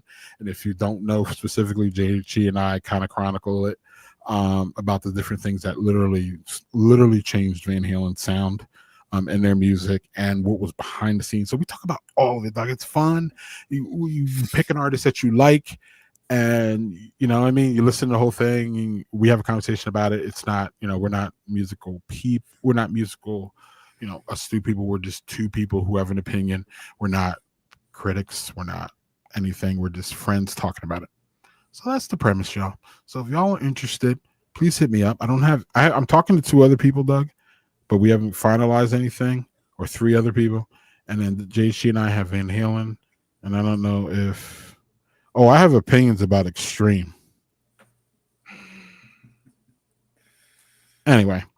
So, yeah, I have big opinions about Van Sharon, if you want to call him that. Jesus Christ, is that horrible? Anyway, that's Soundscapes, y'all. It's called Soundscape, and then it's really called Soundscape the artist. So Soundscape Van Halen with JHG should be out hopefully by the end of the month. I'm proud of it already. Thanks JHG for doing it with me. It's fun, it's great, and it keeps me out of the fact that the world is ending. So Doug, do you have any comments about Soundscape before we move on? Okay. Hold on, Doug. Sorry. So I gotta address this one. So Amani said he's down. Okay, Amani. So the only reason I said hold on, because Amani and I were going back and forth, and then like the conversation like stopped. So then I don't want to be like pressure-y about it. So then because I can be. I know I can be. So then that's why I stopped. So Amani, all you have to do is confirm any of the people that we talked about, and I'm good. Like literally any of them. I don't even care. I trust your judgment. I know you trust mine, but you don't have to trust mine in this one, because you could just say, Greg, we're doing this, and I'll be like, let's go. I'm really excited because Amani, for many reasons, but we're not gonna. Y'all know how I feel about the man. I'm not gonna. Anyway, Doug, I'm done talking. I got another beer, Doug, and through all that gabbling. Yeah, do that. So hit me up with Soundscape, y'all. Hit me up. I know people who are listening now that I want I want them to tell me that they want to do it. So, but I don't want to be asking everybody directly. Doug, of course, you already know that you are welcome at any given point, anytime. But I also know that you and I are working on 600,000 things. Sometimes it feels like so. If you don't want to, if this is yeah. So that's why you literally haven't been asked, and that's why you won't be asked. That's the biggest ask that I'm going to ask right now. Y'all saw it. Otherwise, I'm not going to ask Doug because we have so much between us. But if Doug is inclined or want to, I would absolutely do it in a second. And what I'm absolutely going to do is drink this beer, which is, Doug, I need to get this out to you, which is Lakefront Maibach, which is literally probably the best Maibach in this state. That's Lakefront. I don't really even want to go down a road with them, but Lakefront comes out with a beer, and it's probably literally the best beer that of the style in this place. And again, they have to reckon with New Glarus in this way for the most part. Sometimes Central Waters, but like they just every time they come out, it's just a banger, and they're just really great at what they do. And this is the Maibach is just another one. I look for things to fucking, as a fan, Doug, I look for things. Again, I look for the fuck shit. I already told you, and I'm just still looking for it with Lakefront. I got a couple. There's a couple little bumps they had, but they're just excellent, man. They're just excellent. Yeah. Any box style beer, I'm in to try. So they're just excellent, JHG. There's just no other way to put it. And there should be no other way to put it. And yeah, I'm not really unapologetic about Lakefront. They're just great. So, yeah. So, yeah. We just had Bachfest. One of our biggest Bachfest was last week, Capital. So we probably started up a little early here. I think it's like us wanting spring to be here, and it's not. All right, Lonnie, let's go. I'm ready to go because I'm done with Van Halen. I've done listening to Van Halen. When JHG says yo, because JHG and I have to schedule. When JHG says that he's ready to do the Van Hagar stuff, I'll probably go back and do some remembering because I want to remember kind of that. But otherwise, I'm not doing any discographies at the moment, Amani. So we could start. That'd be great. So Doug, I have my Maibach. Yeah, I said that. Doug, is there anything that you would like to talk about or address? Because I think we hit everything that I had for us. We hit all the spinoffs. Yeah, that's cool. We hit all the spinoffs, right? And we did the past guest news and we did React. So what you got? All right. So first off, 2 comments. This is the one you want me to take off the screen. Gary Sharon, VH Albums too. So he's just commenting on the whole Van Halen thing. So well, hold on. There's only one. Now, Jerry, do you want to do Extreme together? Because, this is gonna be fun because I'm gonna suggest something to you that you're just not gonna like, and it's gonna be a fun fucking hour of just bitching about the discography. Do it. Hootie and the Blowfish. Let's go. How many albums of this shit? How many? So it could be worse. I could have said Dave Matthews Band. So okay. So hold on. So hold on. I'll get to you in a second. Wait, we're okay. Here's Jerry. So number one, Gary Sharon did one album with VH, and JHG and I will fully, believe me, address that shit. I'm going to. I'm gonna burn this motherfucker to the ground. I'm gonna burn this motherfucker, and I have some, and JC and I haven't talked about this, so I'm gonna hold my comments. But I will say, I think who I blame all that shit on might surprise you actually. So all right, we'll save it for the show. JC, I think yeah, there's a little tease, but JC I think knows what I'm talking about. But JC and I kind of we've talked directly about a lot of things, but some things we're leaving for the audio so that we could disagree about. But it's really not about disagreeing there on Soundscape. It's just more about your perception. And what I really want to bring out is perception. I want to bring out how 2 people can listen to the same thing and perceive something different, and it could be fine. And that's really why I want to do it with my friends, because I want that opposite, sometimes opposite, but really just a different perspective on how y'all are viewing. So I want women, I want of all colors. I want of all. I want all. I want a whole different. I want a different vibe on all of it, and I want different artists too. So, JHG and I are going to stay in the rock lane. I really would love someone to come with me to the funk. And I need somebody for the funk. Who's down for the funk? I found out through this process, y'all, even just recently, that I believe funk is my favorite style or genre of music. And the reason is because I'm just listening to all these different musics, and I'm just like, man, funk. Every time I hear something funky, I'm down, and that even translates to goofy bands like the Red Hot Chili Peppers, which I would be fascinated to do with somebody, but I don't know if I would want to do the Chili Peppers now, Doug. And the reason is I don't know if y'all know or paying attention, but the Chili Peppers are literally in their prime for selling records. Now, they may not be in their prime for you liking them or people liking them, or you might think that the Chili Peppers are a 90s band or something, and that may not be that to you. But if you look right now at the last 5 albums that they had, I think every single one of them went to #1. I think every single one of them went platinum. They are on a fucking roll. So I don't really know if I want to touch that one, but I would because of their funk, because they're definitely a funky rock band. They actually might be, I was gonna say modern day funkadelic, but like they're almost that funky to be. They're so funky that it could be on that level, but not that. And respectfully, they're not as even remotely as good. So we're not gonna do that. But anyway, yeah, enough about Soundscapes. As you can see, I could talk a fucking whole lot about music. So that's what we're gonna do. And we can't do it here because obviously I take too much fucking time. So anyway, and this is supposed to be Doug's time to talk, and you see me rambling on. So Greg's going to shut up, and Doug is going to get back to talking about what he wanted to talk about because Greg hijacked. All right. Are you ready for this? Yeah, let's go. Here it goes, Greg. Ready?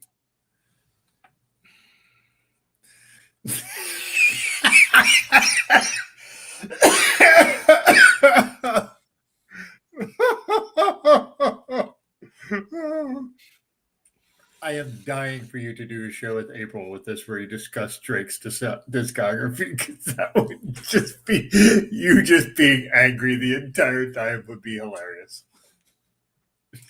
Yeah, because my ears would be bleeding. What the fuck's going on? No.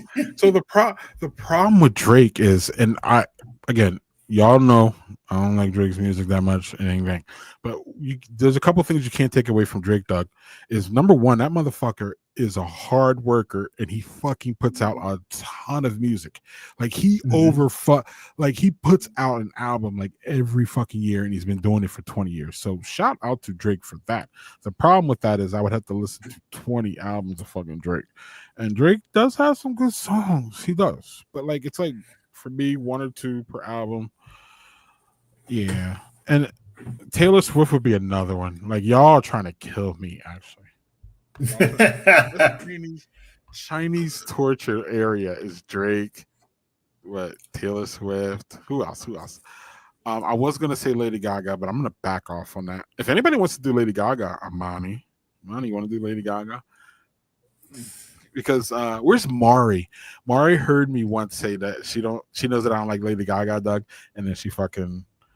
Then she went off to listen to Tony Bennett. No. She was just like, man, you should listen to the Tony Bennett one. So she was really nice about it. She's like, man, you should listen to Tony Bennett, and I did, and that shit's a fucking banger. I don't know if you ever heard it. It's great. Anyway, Doug, what else do you want to talk about? I have an idea for what I would like to talk about on the show, but I'll message you offline about that. So, why? Okay. Are you sure? Because my idea was to do Public Enemy's discography, because I have all of them and I've listened to them a million times over. So, and are you willing to listen to them again with me in the recent, yes. starting soon? I could do it whenever, dude. And I don't want to get in the way of anybody. If you have other people, you got irons in the fire. Mine is just like, I will come and I will be glad to talk music with you. So. Oh, this is great. No. I'm glad you did this. So Public Enemy has how many albums? 6 or 7, I think. Let me 6 studio. Okay. Yeah, double check that quick. So I can Will do. let's confirm. Let's fucking confirm Public Enemy. Oh my god, that's amazing. Because So they are y'all sort gonna of be the surprised what I'm about foundational. to say. They are Go one on. of they are one of the foundational groups for me for hip hop. That's what actually got me for real into hip hop. So I'm trying to see discography. Oh, it's a lot more than I thought. Um, Hmm. We don't count Doug, unless they're like monumental, we are not counting compilations or live albums. no, I'm just doing Unless the ones that I'm just doing studio okay. albums. Yep. Uh, Yep. 6. So 15. That's way more than I thought they had. I don't have all of those things. Now, I suspect, that's I 15. suspect, suspect several of them are EPs. So there's only like 3 or 4 songs on them. So. And is Public Enemy still active? Yes, they don't, they don't, they don't tour super much. So yeah. Yeah, and there's probably not a chance of them doing any more studio albums. It doesn't. I'm not feeling that. Well, they So had the problem where they kind of distanced themselves from Flavor Flav because he was having a lot of substance abuse issues, right, then the right. S1, and there was a whole thing with the S1Ws, and that was a mess, and so there's a Mhm. whole.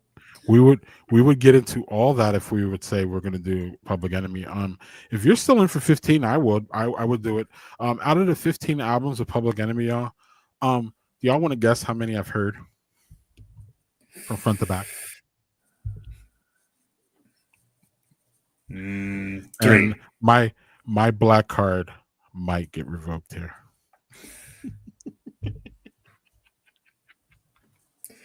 Yeah, it's one of these things where, like, I look at their albums that have been since, like the problem with Public Enemy for me is my love of them stages from like their early shit. So Yo Bum Rush Show, It Takes a Nation of Millions to Hold Us Back is that is the seminal rap record that got me into rap. Fear of a Black Planet, Apocalypse 91, Music an Hour and a Message. But after that, like that's kind of like a lot of just things that I haven't heard a lot of. So that might be good for me, but it also might be a little messy. So that's a lot more albums. So yeah, I think he mentioned the first 5. I think that's a good starting point because Well, there's just my concept would be, I would just I just start from the beginning and just go through, just so you can feel the progression of the band too. Like, that's part of it. sure. And then also you can go through, the kind of things that they were going through that maybe affected the music. And the way I find that out is that, so for every album I do, I pretty much go to the Wikipedia page, Doug, and then I just pretty much read like, kind of things, and then that's how I kind of know like how it did on Billboard and how it was received by people. And then I look at it, and then and then sometimes especially with like Van Halen, it went into like different things about like how Eddie changed his style and how people were influencing Eddie and all that shit. So Van Halen was fascinating because the change of singer and all that. You don't really have that with Public Enemy. I don't think they changed much of their band going around, Mm. generally. Yeah. So, They the haven't fuck should changed their kind of end it message. with yeah. So Doug, oh, I'm sorry, we can say Doug. They've changed some of their band members. Like there was Professor Griff who had said some anti-Semitic stuff, and that kind of got him booted from the band. But Flavor Flav went out and came back in, but that's because he got sober, and they just couldn't handle it. So he was just in a rough spot. So, but yeah. So Doug, so I don't know. I don't got anywhere to go. We can continue this conversation. But one of the Yeah, things, I might, if I keep talking about this, we won't have another show to do. yeah. But no. Here's a suggestion for you, or an idea. So I just for people out there, I generally would like to, so Drake is funny. Don't get me wrong, but I probably wouldn't want to do Drake that hard because Drake's probably going to have another fucking 20 albums. So then it kind of outdates my, you know what I mean? Like my my thing. You know what I mean? And y'all know I'm a Kendrick stan. I love the guy, but I'm not trying to really touch his discography because again, Kendrick's probably going to have 5 or 6 more albums. So then it's going to make the podcast a little dated. Then we probably have to come back in 5 years to be like, yo, let's do Kendrick's last 5 albums. Whatever. My point is, Doug, and since Public Enemy is kind of long, I don't know if Doug, if you would like to start at a shorter one, or if you want to start with Public Enemy, it's your call. I always leave it to be the person that's working with me, Carl, because I don't want a hostage. But my suggestion to you, instead of Public Enemy, we can maybe progress in Public Enemy. I have other ideas. Just Public Enemy was so important to me, but yeah, go ahead. Sorry. No, that's cool. No, it's Run DMC. I think Run DMC has 6 studio albums. Obviously, Run DMC is unfortunately a dead band. So we don't have to worry about them rising from the grave, unfortunately. And I don't know. What does Run DMC say? I think it's 6, Doug. So that I that's when I've been suggesting to hip-hop 7 albums. 7. So 7 yeah, albums. I've been suggesting that one to hip hop fans because it's kind of short. And then 15, Doug. That's probably going to be a 2-parter because JHG and I might have 3. We might have 3 parts for Van Halen. We might have early Van Halen. We might have 1984 just itself, and then Sammy and Sharon. So because again, Van Halen is just wild. Van Halen is. I implore you to listen to JHG and I talk about it just because it's so much. It's just so much fun. It really is. But yeah, Run DMC. I have some other ideas, but Run DMC is a good one. So yeah. Okay, so hold those ideas. It's like if you did Prince. So Revolution albums, Love and Sexy Blackout. Yeah. So actually, if anybody would love to do Prince with me, that'd be great because I'm up to Purple Rain, and Purple Rain is a stump for me because I know that album like all hell, and I'm just kind of stumped on it, meaning I don't want to, not that I don't want to listen to it, but I kind of don't because it's not new to me. So it stumped me. So I'm waiting. I don't know. I'm not waiting. I don't know. One day I'll listen to Purple Rain and then I'll get on to the rest of them. But the first part up at the Purple Rain with Prince is fucking amazing. It's fire, Doug. Anyway, Doug, what are your other suggestions outside of Public Enemy? And you had Run DMC, I think, on your list too, right? They were. Another one was I was thinking maybe Sade or Maxwell. How many is Sade? Still kicking now, but how many is Sade does not have a lot of albums. So I would love fucking Sade. Because I'm trying to look for their all right. Her first name is Helen, which kind of shatters the ability to look at that because I'm like, Jesus Christ, Helen is her name. She's still fucking uber dope. 6 albums. They have 6 albums. And here's the thing. What's great, she has great albums, and then her band did 2 albums without her that are fucking phenomenal. Just phenomenal albums. So we got a spinoff. Yeah, so they did Sweetback was the name of the band, and they did 2 albums, and both of them are just fucking insanely great.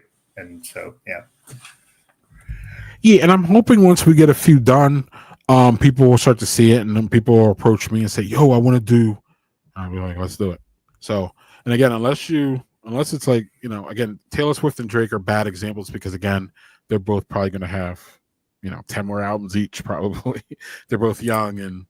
Drake's getting up there, but they're still, Drake getting up there. He's, I think, 38 or some shit. So, like, I don't know. That dude can sing he'll be singing until whatever. Anyway, yeah, I don't. Yeah, Maxwell has 5 albums. So, Maxwell, I don't know anything about Maxwell. That would be a dude discovery. You want to do it? I don't know anything about. I literally know nothing. Oh, and to answer y'all's question, I've listened to 2 Public Enemy albums back to like the full ones. The rest, I don't know. I know the radio songs. So, yeah, Public Enemy will be amazing.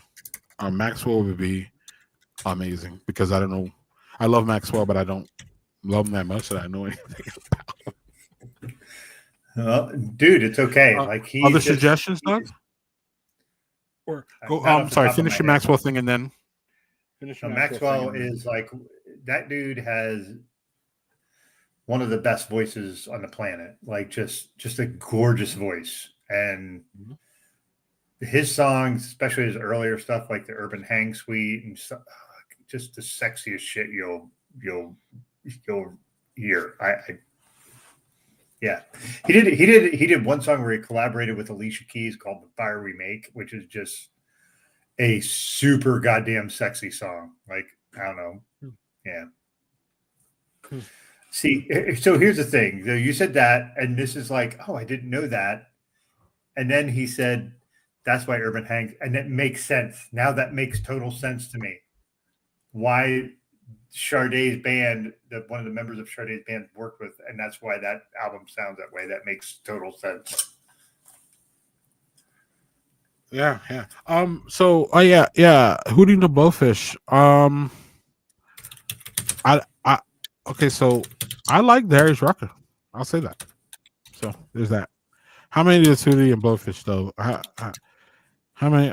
They got like 7 or 8. They got a bunch. They got more than I think. Let's see here. What's JHG? JHG was close. It was one until Doug rattled off the names, and I was like, yeah, yeah, yeah. JHG said he put who we're doing in the comments, and I'm looking for it now. Let's see here. Oh, that's a Let's good one. see. I didn't think that. I thought they have way more albums than that. Shit. Who? Tears for Who? Fears. How many albums? 7. I thought they had more Tears albums for than that. fucking Fears is 7 albums. Wow, Dude, I saw them live. They are unbelievable live. So yeah. I would reluctantly do Tears for Fears with you. There's a lot of the problem is that I don't want to hog up everything, and somebody else wants to do any of these ideas. Please do. I'm happy to step back. Again, Doug. Yeah. I got one person on the hook right now, and that is JHG. And I'm trying to find a band that JHG and I agreed. But okay, so since I can't find it, I will bring them up. How about that?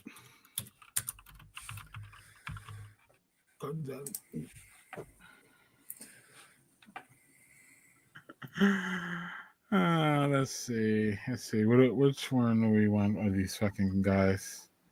Let's do this one, right? Let's do this one. Yeah. Is this the one we're gonna do? Let's see. Copy. Where are we at here? Okay. Yeah, so JC and I are gonna do these guys next. Boom, boom, boom, boom, boom. I like the visual, dog. Oh, did I hide? What am I showing? It's not showing them showing anything. Oh, are you? Well, you shouldn't be showing anything, right? Oh, it's No, me. I'm not. And I'm not showing. It's me being a goof. Here you go.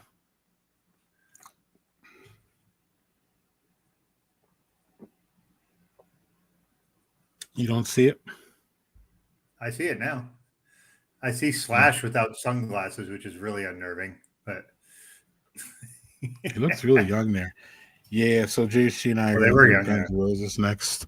They're definitely a deceased band, but they're a Guitar Hero band, Doug. I'm a fan of Guitar Hero, and that's why I was attracted to do the whole Eddie Van Halen thing, because I've always been enamored with him, and he's excellent. And now Slash is another one. So I'm not a big fan of Axl. I'm not JC and I are not I don't think JC and I will consider ourselves fans of Guns N' Roses. So this will be when JG said it. He's like, we should fucking do Guns N' Roses was the suggestion. He said it like that, and I was like, oh my god, really? Like, yeah, let's do these clowns. Let's do it. So, yeah, and that was Ever Destruction. Yeah. There's only 6 albums though for them. They had a short career, Doug. So I think JG and I can get through that one. So Guns N' Roses. So Doug, back to where are we at? Because I kind of want to nail you down. Notice it. Ooh, I want to nail Doug down. Yeah. Let's not get too crazy. After 5 years, it's finally come out. Or don't say come out. Anyway, Doug, I want to. I want to. Let me use different words to nail you. I want to. Yeah, I want to have you commit. There you go. That's not sexy at all, actually. Okay. Um, So here's the thing. committing is not sexy at all. So yeah, go on. Yeah. Well, here's the thing. So Sade would be a great one. Because not a huge discography, and then we could spin off to talk about Sweetback, which is one of my most underrated bands I've ever heard. Like I would pay a lot of money to see them. But Public Enemy is one that I would love to do, but Sweetback is Sade's band without Sade. Without yeah, no, I know. And I'm just. I'm telling you, dude. That's great. I am telling you, please, if you listen to the Sweetback record, just pull up on Spotify. The first one is self-titled Sweetback. It is a gorgeous album. There's one song on that album that I think isn't great, and the rest of them are all great. Great, not good, great.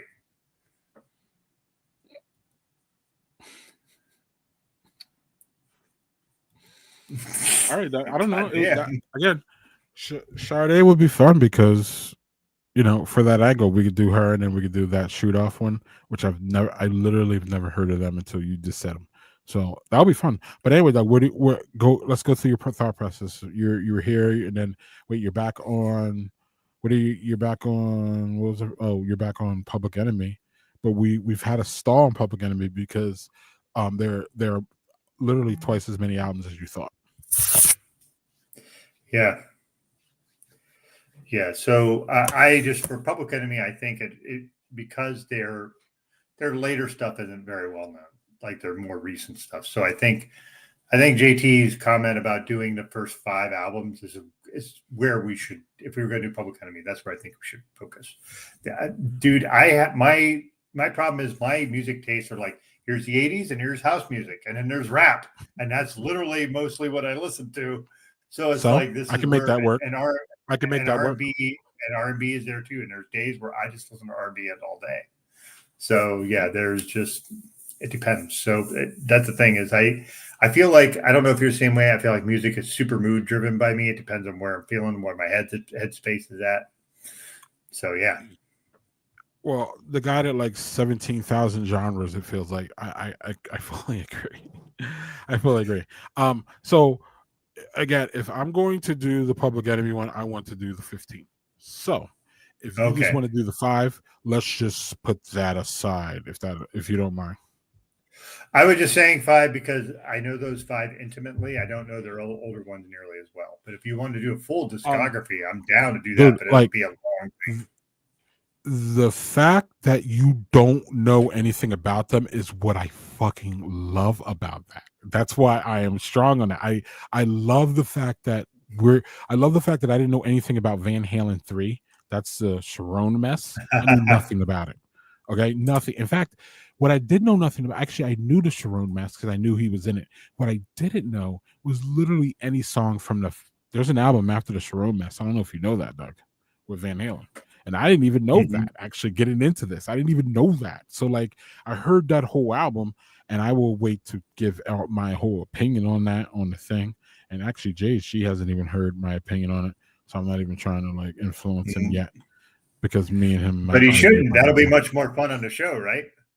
No, right. And we might actually argue about that. I don't know. He's giving me some weird vibes about what's coming, and he's being really cool. We actually talk about it, but some things he's being coy about.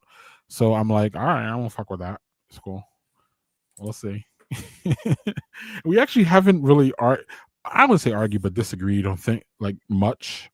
But he definitely sees things differently, and that's fucking great, actually. And he brings things out that I'm not thinking. So that's why I want to do this. And yeah, the fact that you don't know anything about a discography is like that. That's really enticing to me because then we can learn together, if that makes sense, and we could talk about it together. So, yeah, I'm gonna push, man. If we want to do the Public Enemy, I'm game. But I want to do the whole thing together, like I said. Or if you're not wanting to do that, it's cool because we could pick from any of the other ones that you said. I don't even care. And then again, the I'm fact that also you only like 3 or 4 genres, Doug, I don't give a fuck. I think that's great. Those are 3 or 4 genres that we can hang out in all day. I'll fuck with the 80s. I'll fuck with R&B. I'm good, man. I'm good. I You want to do Duran Bernard? The only thing, he's still new, so like,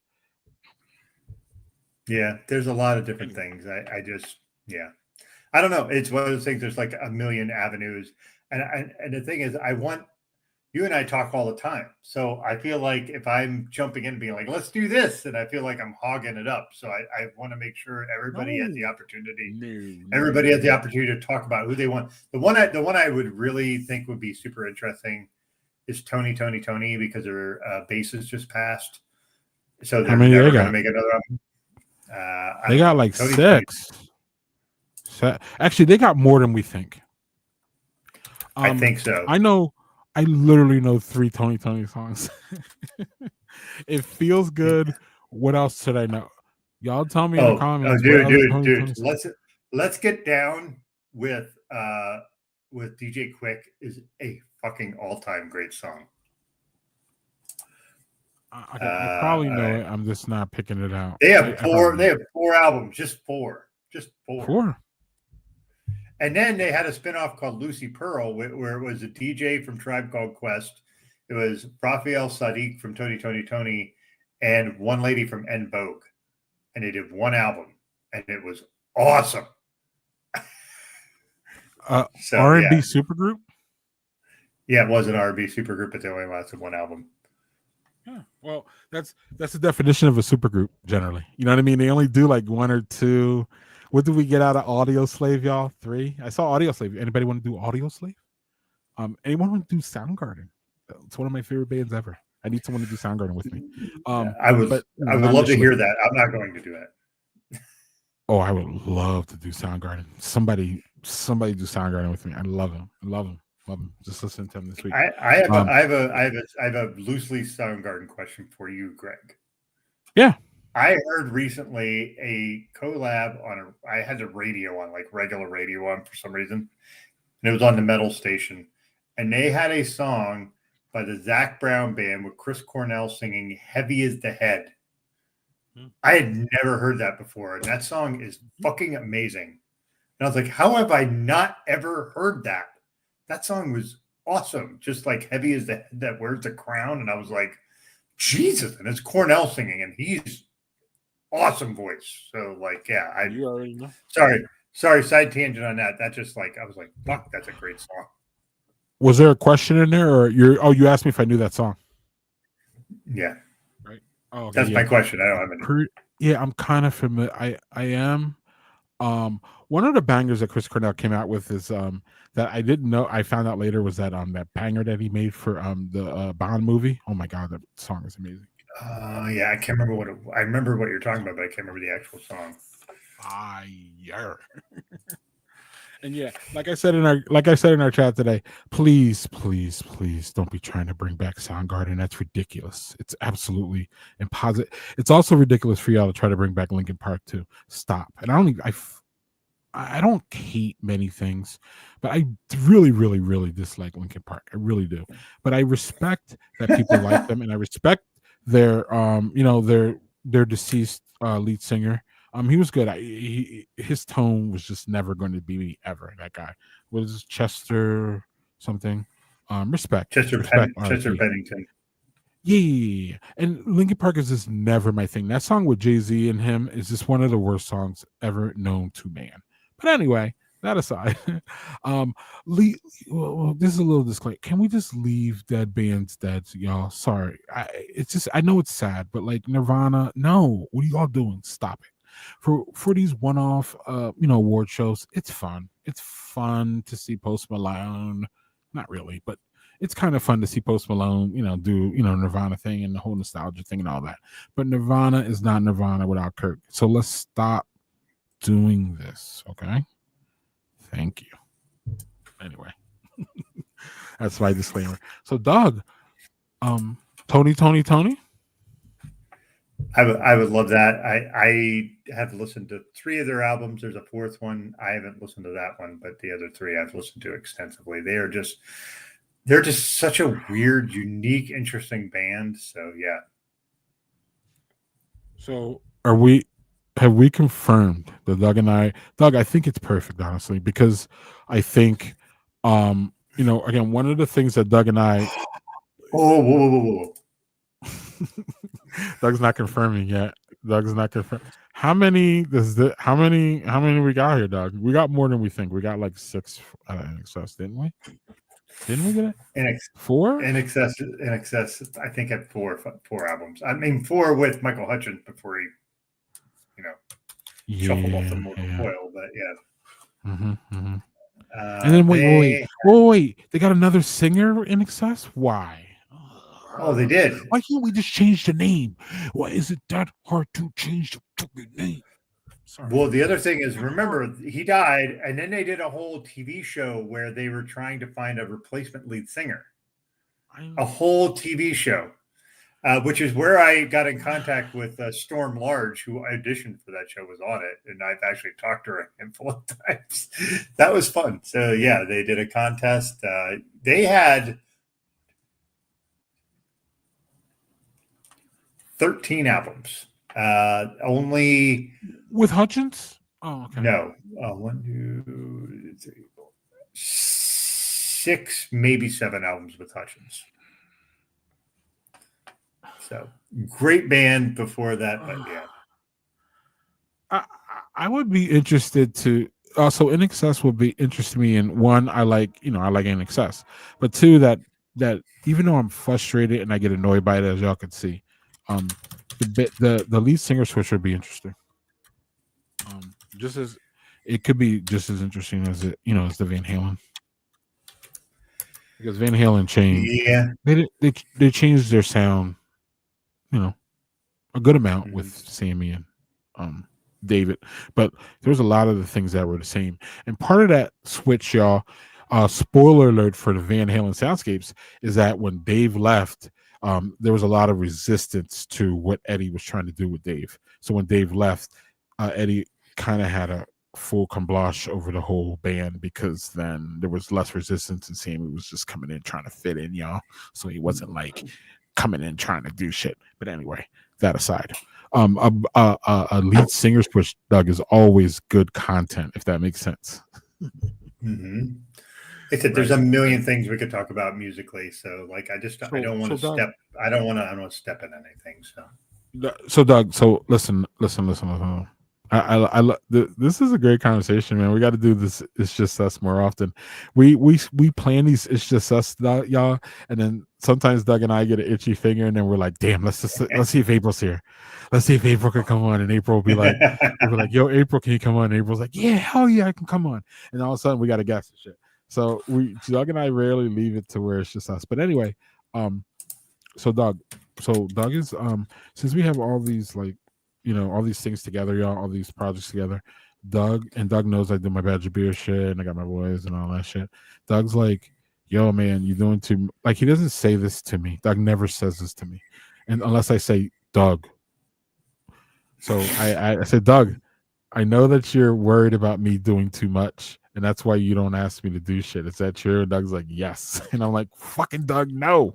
If I ask you that I want to do something, that means I'm available to do that. You know what I'm saying? I'm not just going to take too much on that I can't say. So I'm not going to say, or I will take too much. That's a different thing. But that's for me to deal with, not Doug, is what I'm saying. So my point is, Doug, with this whole soundscape thing, I'm telling you the truth. No one else, I got conversations with other people. You saw, Imani's one of them. But no one else is really confirmed with me. So when you confirm, that's what I want. I want people to confirm, and the other people, with all due respect, have time to confirm. They have my DM. They can get to me. We've been talking. So whenever they want to confirm, and it's funny, Doug, because everybody goes through the same conversation. We go through all these different artists. So it's not like if you're like, damn, I'm just going to take In Excess. Great. Because if I'm talking to Imani and I literally talked about 20 people.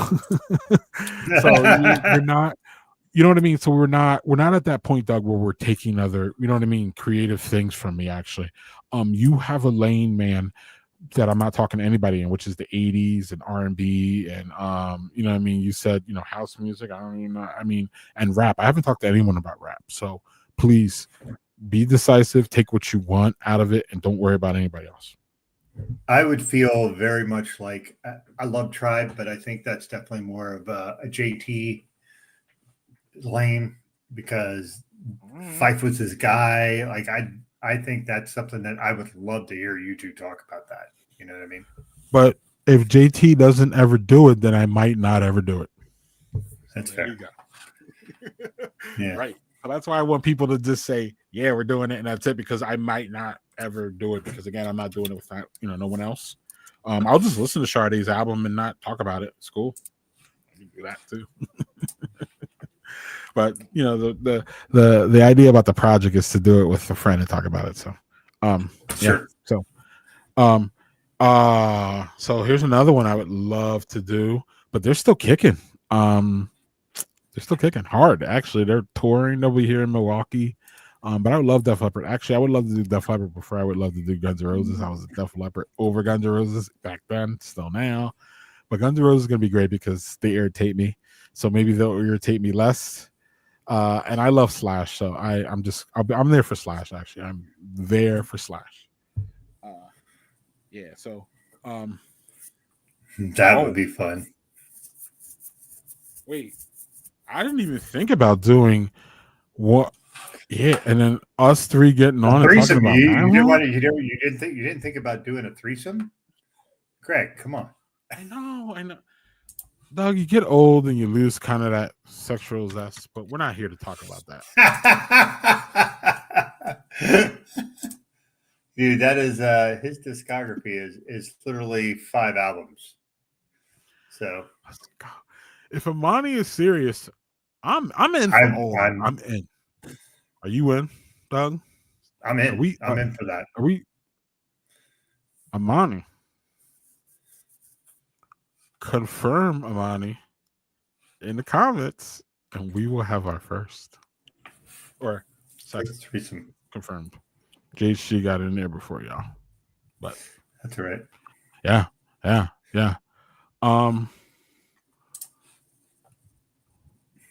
think you're talking about Def Leppard.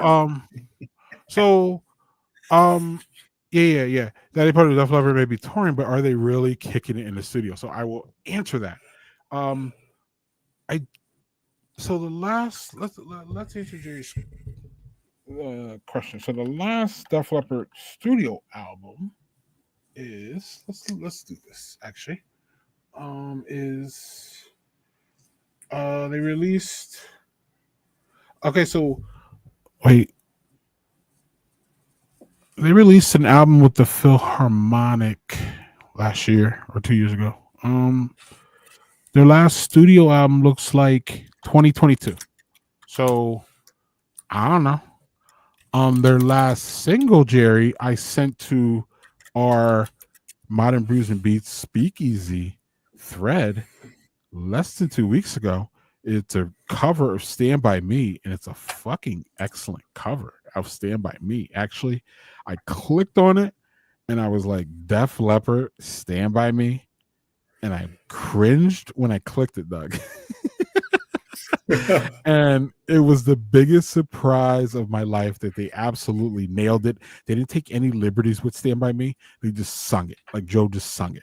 And it sounds great, in my opinion. And that came out, I don't know. It says right there, Stand By Me, single. So it's a new single. I know it's a cover, but they're still making new music, and it's 2025. So I would love to do Def Leppard with somebody, but I would almost love for them to be almost kind of in the sunset a little bit more, because they might crank out another album here. And Joe's voice I hear is kind of shot, but Joe's what, 80 years old or some shit like that now. Like Def Leppard's like 80, Doug. They were old when we were coming up. So I also saw one of those old VH1 documentaries. They were talking Def Leppard, and they were mad that people were lumping them in with hair bands. And I'm like, dude, quit being mad. Like that's what you were, and that's okay. And you were probably one of the better hair bands for sure. No, they did not. Y'all ain't gonna try to. No, y'all gonna make me go Google this shit? What are we talking about? Don't do this. A simple Google search. This kills y'all's thing. So, I'm not trying to call this person out, but it's gonna seem like I am, Doug. Uh, what's up, Chris? How you doing, yo?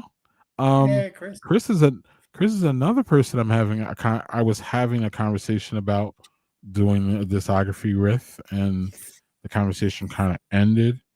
And well, not ended. It just took a pause, and then I Yeah, don't know. yep, He was on Mortal Content, and we were just ended up talking about that and all the production yeah. and all that. So then we stopped talking. But Chris, if you would like to engage and do a discography, listen, I can do 3 or 4 discographies at once because just my workflow, and I'm here and I'm in this computer. And again, Doug, I spent a lot of time ingesting and looking at fucking stupid, ignorant, fucking political content. And now that I've swiped all of that literally out, Doug, magically, Doug, I have all this time. So that's where we're at. So, y'all, we were supposed to take a shorty tonight. And well, I don't know. It's 2 hours. For Zach would definitely call this a shorty. But so Chris Carlton, if you would like to continue our discography conversation, you know where to continue that, buddy. I would love to. So are you Jerry, are you making any suggestions here? Obviously, Jerry is somebody I would love to do a discography with, but I'm not gonna ask Jerry, even though I just kind of did, didn't I? Yeah. Well, Jerry's going to have some interesting ideas. So. Oh, of course. I would yeah, I would um pick one, Chris. Pick one. You pick it. I don't want a hostage. You pick it. You pick it. Hmm. Not gonna lie, that sucked, Doug Ziegler. What sucked? Go to the comment above it.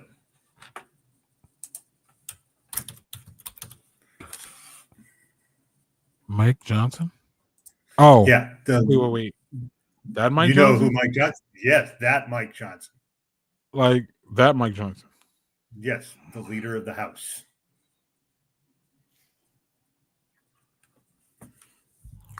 This is why I don't talk politics. This is why I'm out, y'all. I'm back to the music.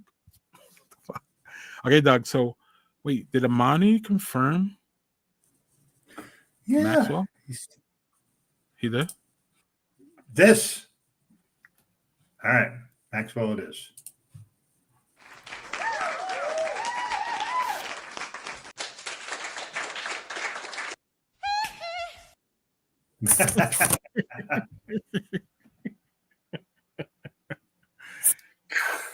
Yes, I'm happy about that. All right, y'all. So Amani, Doug, start your Maxwell. We already got a thread open. We'll start talking about it. I don't know if does Maxwell have any fucking personal shit we got to get into. Who knows? I'll do some research on that. That'll be fun. Well, yeah, I mean, like I said, I put in each album when I listen to it, I put it into the Wikipedia. Another thing that I will do is I'll probably Google rank Maxwell's albums, and then I'll look at what people think about it, conversation.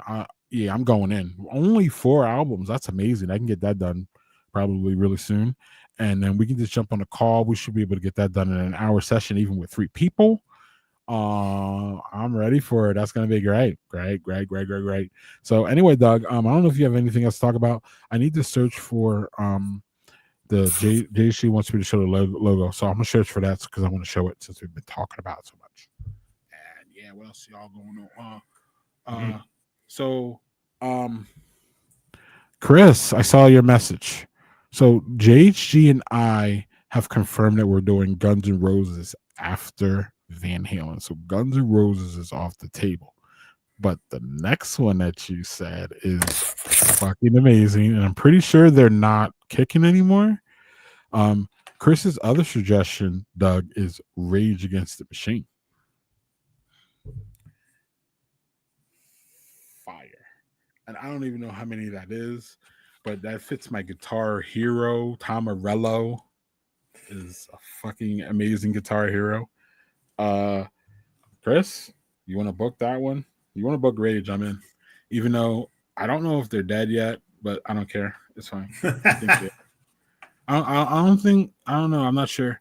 Let's see what. Hold on. Let's see what. Let's see what Wikipedia says.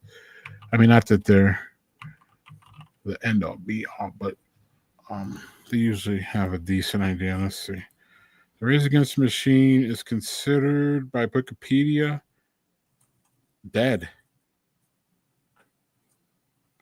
Oh, oh yeah. Wiki's confirmed in 2024 that the band is disbanded for the third time. Okay, cool. Okay. Chris, I'm in if you want to be in on that one. Let me find JHG. So I'm just gonna. I don't know if JHG's still in the comments, buddy. The last one, right? JHG is this the last one, JHG, or is it the? Got a couple here. I forget what we. I guess I could just show them all, right? I actually kind of like this one the most, JHG. Okay, hold on. Can we? Let's see here. Share my screen, and then we'll get out of here, dog. Unless you have something else. No, this is what's funny is like we go into these when it's just you and me, and we're just like, we'll see, it'll be short, and we end up just fucking blabbing the entire time and just keep going. So it's fun. This is part of the reason why I love doing this with you. Just we always find shit to talk about. So that's what so that's what JHG and I have come up with. I want to thank JHG for his time on this. I think there's another one in there too. Let me see here. Let's see. Oh, there's that one with the speaker. I don't know if y'all can see that. Kind of like this one. I like that. There's one. a whole bunch of. You like the turntable one? I like the one. I think that one looks great. Yeah. I that's why I didn't. That's why I kind of that. So then I don't know. JHG came up with the D and the P there. Being accented, I like that. That's a shout out to Daddy Porter, but it's also a shout out to double penetration, as Doug so nicely pointed out to me. Sorry, my brain went like to the first possible idea. Well, look, since y'all right, and listen, since Daddy Porter, I know JHG will remember. Since Daddy Porter's been a thing, that whole DP has been a thing because it's been, the vinyl one, yeah. Jerry likes it too. Yeah. The vinyl one. We'll go with that. So anyway, Doug, the DP has always kind of been a thing because DP, Daddy Porter. So then people are like, do you know that it's going to be, especially in the back, people are like, people are going to think it's double penetration. Look, I'm down for the double penetration. Okay. So you are, I am. We're cool. Let's go. Like, I'm not scared of it. Are you? What's going on? So is that awkwardness over now? Can we move on? That's fine. I also like this. I like this font, Doug, because and I know you're like a font guy and a visual guy like this. I like the font because the D. I picked this font because ultimately the D and the P are the only ones that break the plane, and I like that JHG came up with the idea of accenting the D and the P within the soundscape because it's that hat tip to Daddy Porter, which leads me to, I talked to you about it, and I guess I can, I'll talk about it. I'm really thinking about retiring that brand, actually, and just going with something different. But there's actually more technical things to that than not because I have my my domain and my email and all that shit, and all my business email goes to my Daddy Porter stuff mostly. So I don't know. I'm just thinking about it. It comes off of remember. Afro Beatrix says she was thinking about retiring her brand too. And I don't know, when she said that, I kind of got annoyed by that, of course. Initially, I was like, wait, what the fuck, lady? No. I'm not even gonna allow you not to be Afro Beatrix because that's just how I know her and all that. But I don't know. It kind of got me thinking about Daddy Porter and whether, I don't know, he's still appropriate at this. Not appropriate, but I don't know. I'm just doing other things. That's great. But we'll see. But I still like that hat tip Doug to DP here. And I like that. So JHG, knowing me well, did that pretty good. So yeah.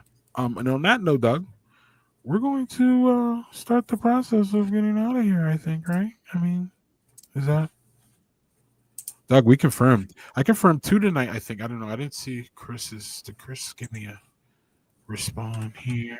Well, I think he did. I think he was down. So Yeah. I'm clicking. I'm clicking rage, but I didn't even look how many. How many is? Oh, now I'm here. Let's see. How many? How many?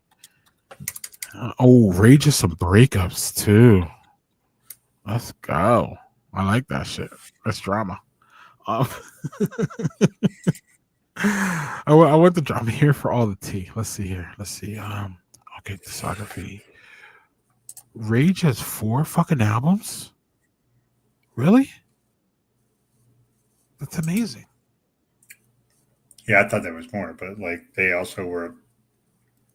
That's great. 4 is They great. kind of they kind of split up. And, So yeah. yeah. There's some drama there. I love it. I love it. There's some tea. There's some tea.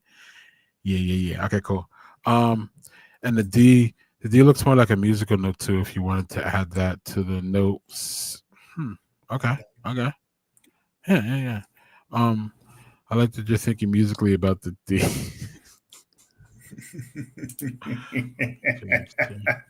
I'm not even gonna comment on that shit.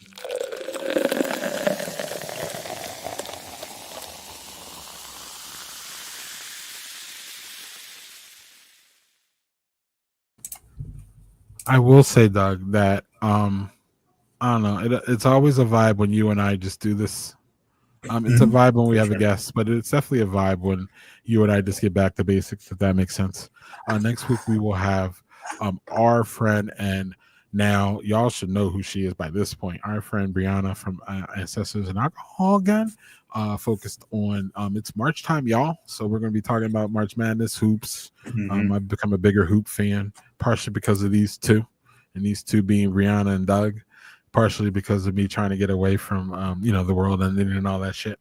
So then yeah, so hoops have been great. Doug, I think your beers have been great. Were they? Yeah, they were. I so trying to figure out how to sort them as like what I liked. This is all right. So I had this first. This is Taste of Arizona's Pilsner from Simple Machine Brewing, which is a great name. And our beer babes friends, right? Yep, Rachel Frankowski. So these two were both excellent. Like this, another Caucasian Gary with like a very nice, drinkable White Russian inspired stout that tasted like White Russian without being overly sweet. And this was surprisingly good. Great name. Very Witty Monkey, which is just a very super citrus forward wheat ale. That's 9.5. I'm not sure how they made it that high, but that's dangerous because it drinks like it's 5.5, maybe 6 tops. So really good. I had 3 really good beers, and I'm really lucky tonight. So cheers. That's good. I just saw your note in the private chat. How many does Weird Al Yankovic have? I gotta look that up. Oh, boy. That would be fun, but I think that would be a daunting task. That's like in the 20s, isn't it? Oh, it's got to be. I'm gonna guess. Yeah. Discography. 15. Oh, last one was released in 2014. 11 years ago. That was the last. He's still touring though. But yeah, he's still touring. But I'm seeing him in concert this year.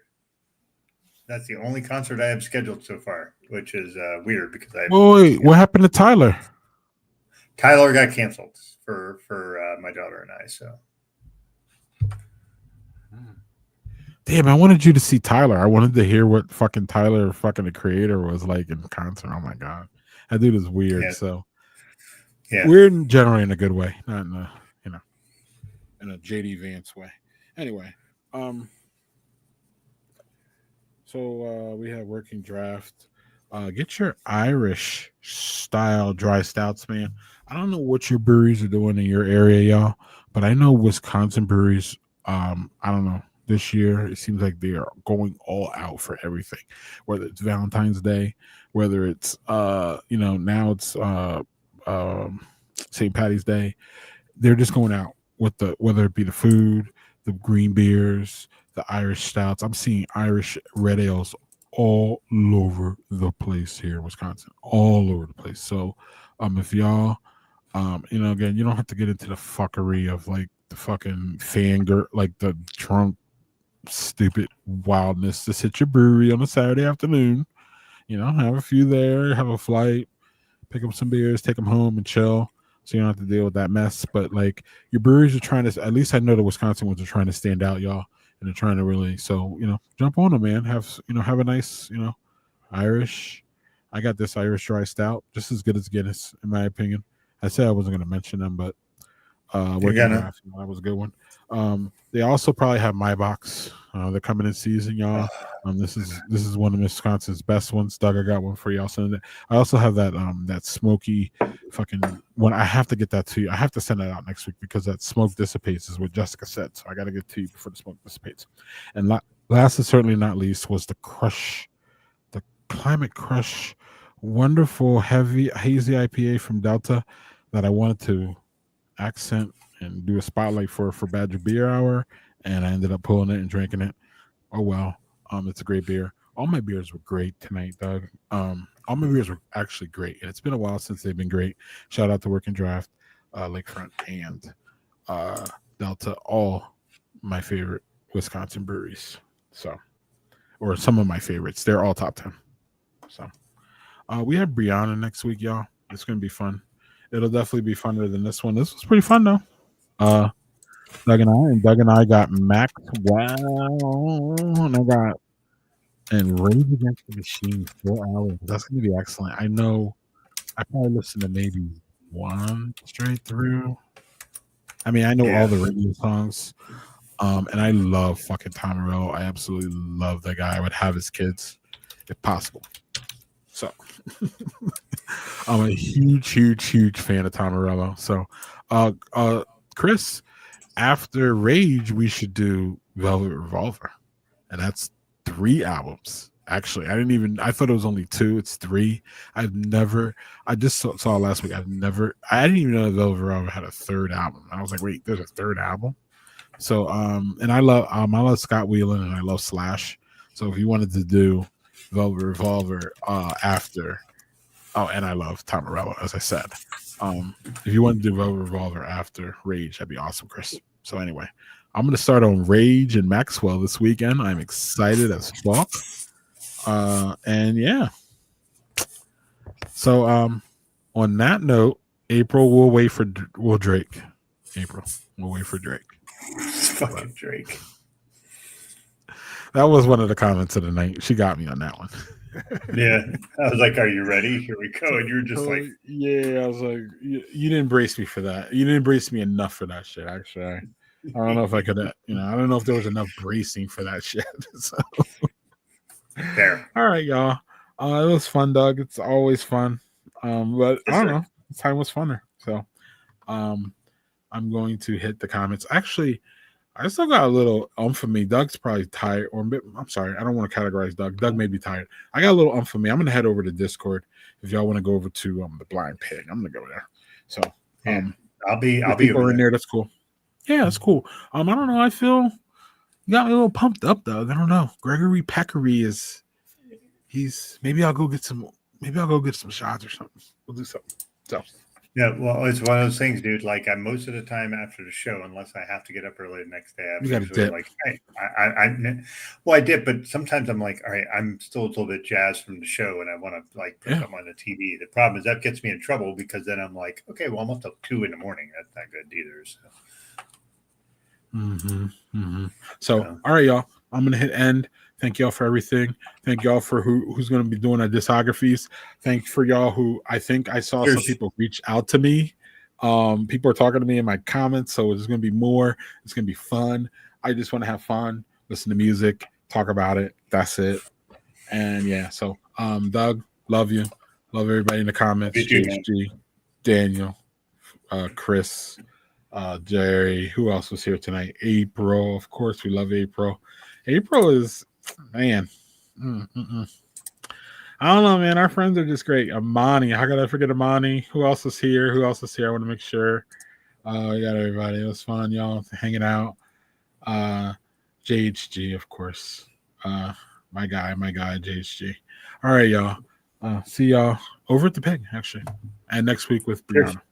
So, Yep. cheers.